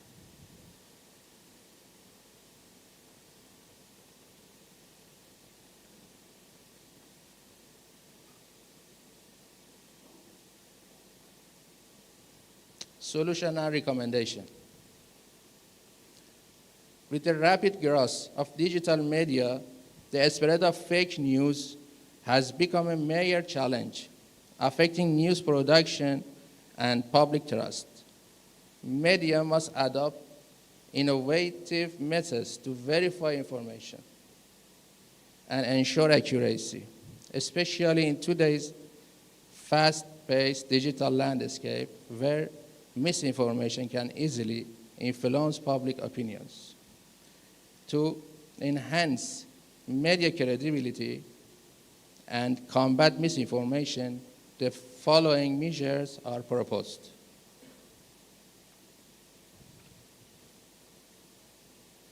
Leveraging AI for fast checking.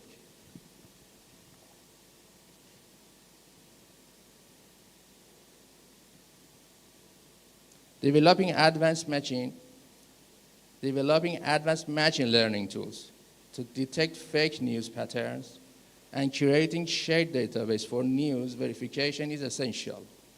These technologies can automatically analyze suspicious content and compare its accuracy against credible data sources, expediting in the fact-checking process and minimizing the spread of false information.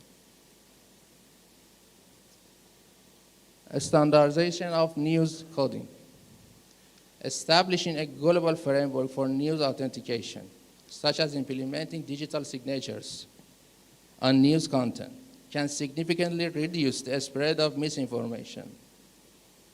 This standard should be designed so that media outlets are required to adhere to them, and audiences can easily verify the authenticity of the published information. International cooperation and the participation of reputable news organizations are crucial for the initiatives. Improving media literacy among journalists and the public. Educational journalists of how to identify misinformation and conducting workshops for the general public are key strategies in combating fake news. An audience equipped with critical thinking skills is less likely to fall for misinformation, while trained journalists can prevent the dissemination of false reports, ultimately increasing media credibility. Establishing an international fact-checking body under OANA. The formation of an independent organization within the Asia Pacific News Agencies organization dedicated to fact-checking and media regulation could be a major step in mitigating misinformation. And the last, periodic transparency report from OANA members media.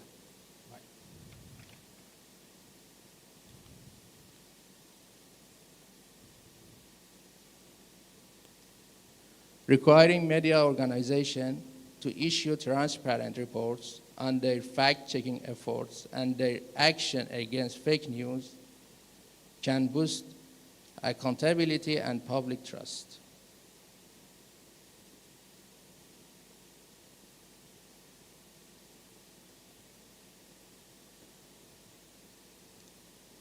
At final, combating misinformation requires coordinated efforts among media organizations, policymakers, and audiences. Media outlets must leverage technology, adhere to professional standards, and promote media literacy to maintain their credibility as trustworthy sources of information. Otherwise, the risk of media discreditation and growing public distrust will pose a serious threat to the future of journalism. Thank you. Thank you very much, Mr. Mahmoud Farahani from Mayor News Agency.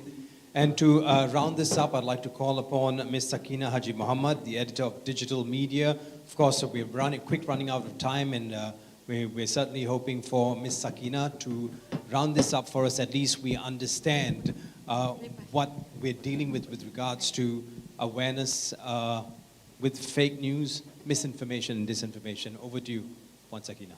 Thank you, Gerard. Hi, everybody. My name is Sakina. I am the editor of MyCheck Malaysia and also the editor of the Data Journalism Unit of Bernama. So I was told to wrap this up. I did write a script. I don't want to go off script, but it appears that we're running out of time. So let me just go through this as fast as I can, and I hope I can summarize what my colleagues here have said earlier. So the Malaysian National News Agency, Bernama, as you know, started our fact-checking initiative actually back in 2020 when we saw this unprecedented rise in health misinformation due to the COVID-19 pandemic.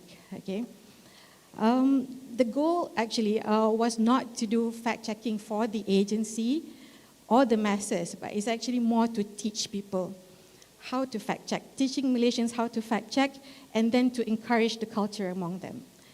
So when MyCheck Malaysia was set up, its fact-checkers made sure to note in detail in our reports, basically the steps and tools of how they can fact-check.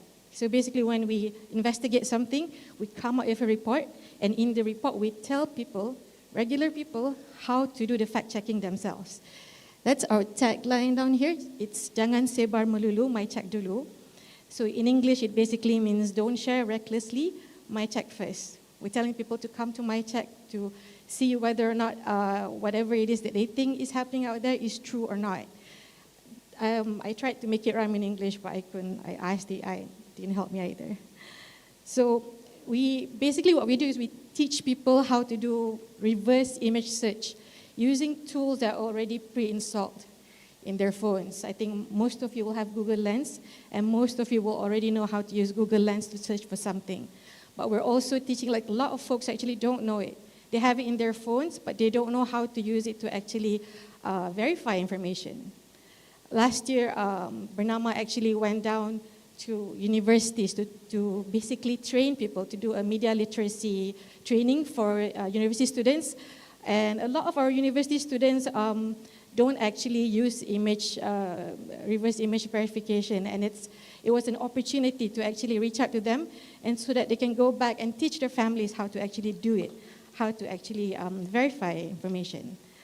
Okay, hold on, my phone just, okay. Okay, another thing we do is we teach people how to actually spot like markers in digital images, to see whether or not it's AI generated. I think earlier my colleagues mentioned that a lot of people believe what they see in the news as true. I think 59% was the percentage that Hazal, I think, she mentioned. And that's a whole lot of people. We're talking about more than half the population actually believes what they read in the news and what they see, the digital content they see. So what we do at MyCheck, we actually let people know there's another side, there's another story to that image that's circulating online and making everybody furious. And we also expose, like, just because one part of the information is true, doesn't mean that all of it is. Because that's really how easily misinformation gets spread. Because you read one part and you think it's true, and it seems like everything else might be true as well. So what it does is it actually teaches people that when they receive any kind of information that comes their way, they're not supposed to just share it immediately. They should have some kind of skepticism in whatever they see. But also on another side is that teaching this to them helps them believe in the content that we put out. Because we're telling them that if you don't believe in what we're saying, you can also peer review us in a way. Because we're telling you exactly how you do it. So you can also replicate and duplicate the methods we use using the same tools that we use to fact check the news, okay? And this is extremely important at a time when the trust in news is really low. I think as mentioned earlier, I think about 42%, 43% of the population have trust in news. And we're in the business of that, so we need to raise that trust higher. Okay, so for the record, My Check Malaysia is actually editorially independent, and we operate within the guidelines of the International Fact-Checking Network. So that means our work is without external influence. Bernama and our government have actually committed to allowing us to work independently so that we can build this credibility. Now, I understand how many people can be skeptical of our impartiality, and as a journalist myself, I encourage that skepticism and I commend it. But what you guys can do, you can actually verify through our work. Whether or not we're impartial is seen in our reports. Because as they say, the proof is in the pudding. And the issues we fact check, as mentioned by my CEO earlier, are issues that affect the lives and the livelihood of Malaysians. We fact check issues that can cause health scare, economic loss, racial or religious harmony, because we are a multi-religious and multiracial society here in Malaysia, and even issues that can threaten public security. What we do not fact check is actually political issues that have more to do with a politician's career than their impact on the nation. And also companies looking to defend their business and individuals looking to promote something. And we definitely do not take commissioned work. So why does Bernama invest in this? Why did Bernama invest in this initiative, which some might see as very resource intensive, in a time when industry-wide we're all facing financial challenges? This is because misinformation and disinformation costs even more. It has cost our organization, our news industry, and it's also cost our country. I think I don't want to mention again the meaning of misinformation and disinformation, because one of them is created with deliberate intent. But it doesn't matter whether or not it's deliberate, because the damage is just as bad as the one that isn't. So while for education's sake we can tell people what it means, but in terms of damage, in terms of economic loss, it's costing a lot to our economy. Because what they do is they exploit partial truths and out of context statements. I think we're all familiar with the false rumors of a currency's collapse that triggered panic buying of gold, and then it sharply devalues the currency. And then there's also about mining regulations and nationalizations of foreign-owned mines, and that reduced FDIs. And there's also exaggerated reports and false information about safety concerns, which actually could lead to a decline in tourist arrivals. So this is particularly dangerous in times of instability. As we're facing a lot of health emergencies, we are facing migration waves, economic downturns, and these are the kinds of situations where disinformation really thrives. Because the one thing that I teach people when we do with media literacy, misinformation actually stems from fear, confusion, and anger. So these are the kinds of feelings that actually where this kind of misinformation thrives. So this makes our role as credible news providers even more difficult. Therefore, it's not surprising, and I think you've seen this, that for 2 years running, we've topped I don't know if you can see at the very top, misinformation and disinformation is the top biggest global risk for this year and the last, okay? This is what Bernama has done to actually counter this. It has established and supported My Check Malaysia, which since its operations has debunked nearly 500 claims. And I know this sounds a little bit less than what I think Anadolu has, but each of our report is actually very detailed and involves like a deep level of investigation. And we do it in a way so that everyday Malaysians can easily learn and practice them too. But telling someone something isn't true doesn't actually stop them from believing it. In researching for the best techniques to actually combat misinformation, when I teach digital media literacy, I found that a lot of it is actually neuroscience and the way our brains translate information into action. And what neuroscientists and fact checkers have collectively learned is that the feelings of familiarity and truth are often linked. So this is our challenge. The more people encounter misinformation that nobody challenges, the more it seems true.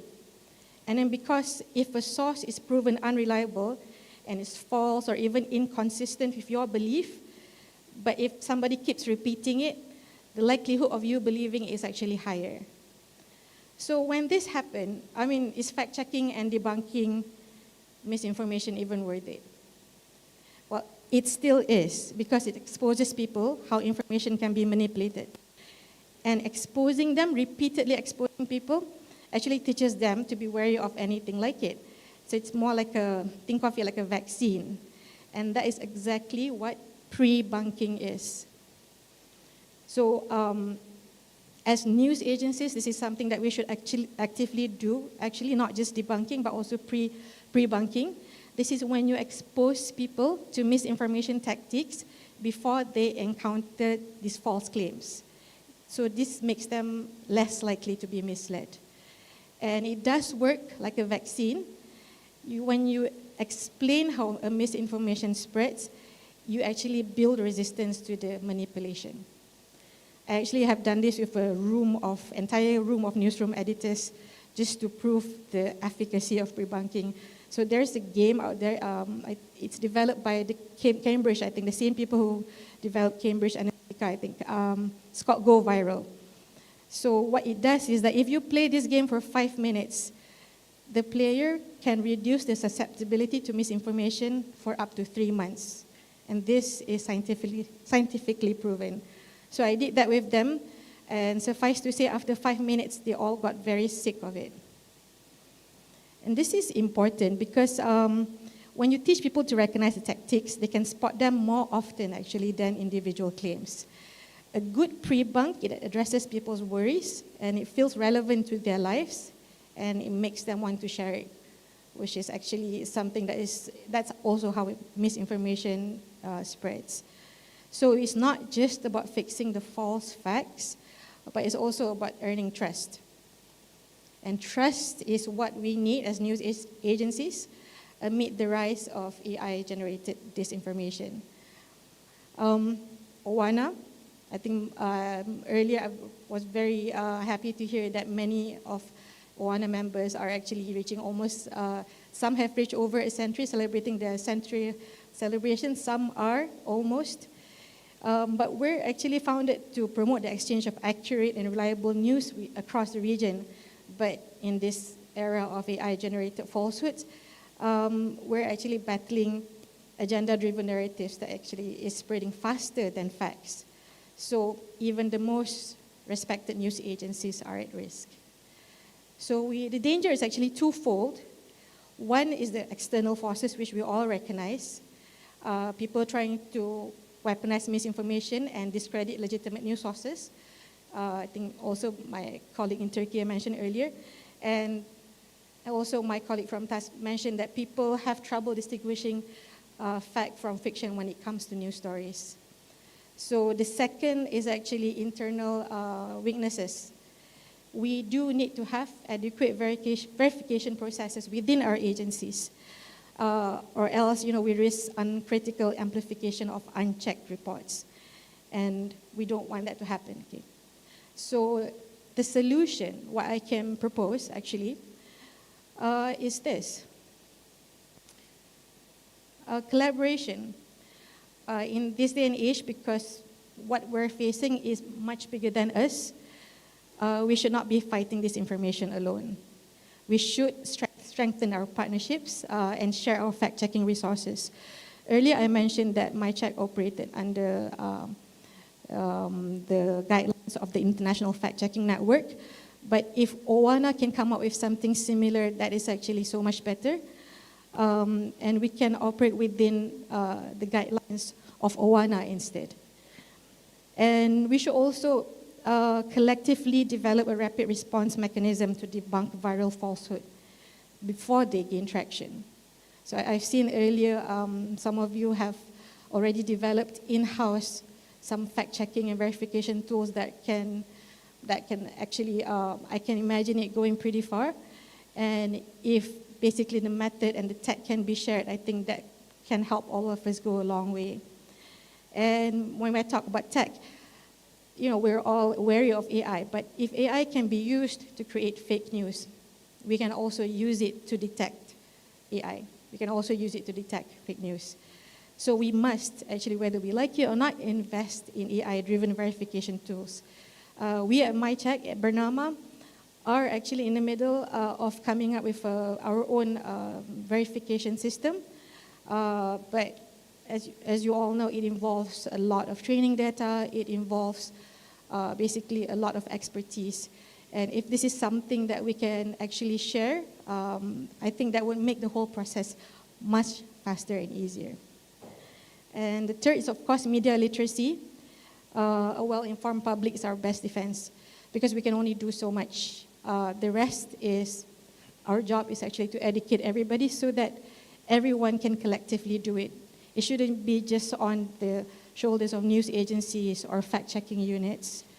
So making fact-checking a culture within our communities is actually crucial so that they can distinguish trustworthy journalism from misinformation. So I want to end this, and I hope this is fast enough. Yeah. True fact-checking protects the credibility of our newsrooms. It's not just one story, but our entire newsrooms. So if we can build that capacity within OANA and keep that credibility and trust, I mean, we're good for many more years to come. Thank you very much. Thank you very much, Ms. Sakina Haji Muhammad, editor of digital media, also heading MyCheck at Bernama. That was on point and fast enough. Thank you so much for that. We'd also like to thank all our panelists who have come forward to help us share their approximation of what misinformation and disinformation is. We'd like to thank them. Please give them a warm round of applause. We are now going to head up for lunch very, very soon because the minister is going to be here. He's hosting a lunch for us and he wants to meet us. I'm sure he's got some things to share with us about ASEAN and also about us as members of OANA. Once again, thank you so much. It was a pleasure and honor having each and every one of you up here. And for any glitches that we've had just now, we apologize. Thank you so much. Big warm round of applause, everyone. Thank you.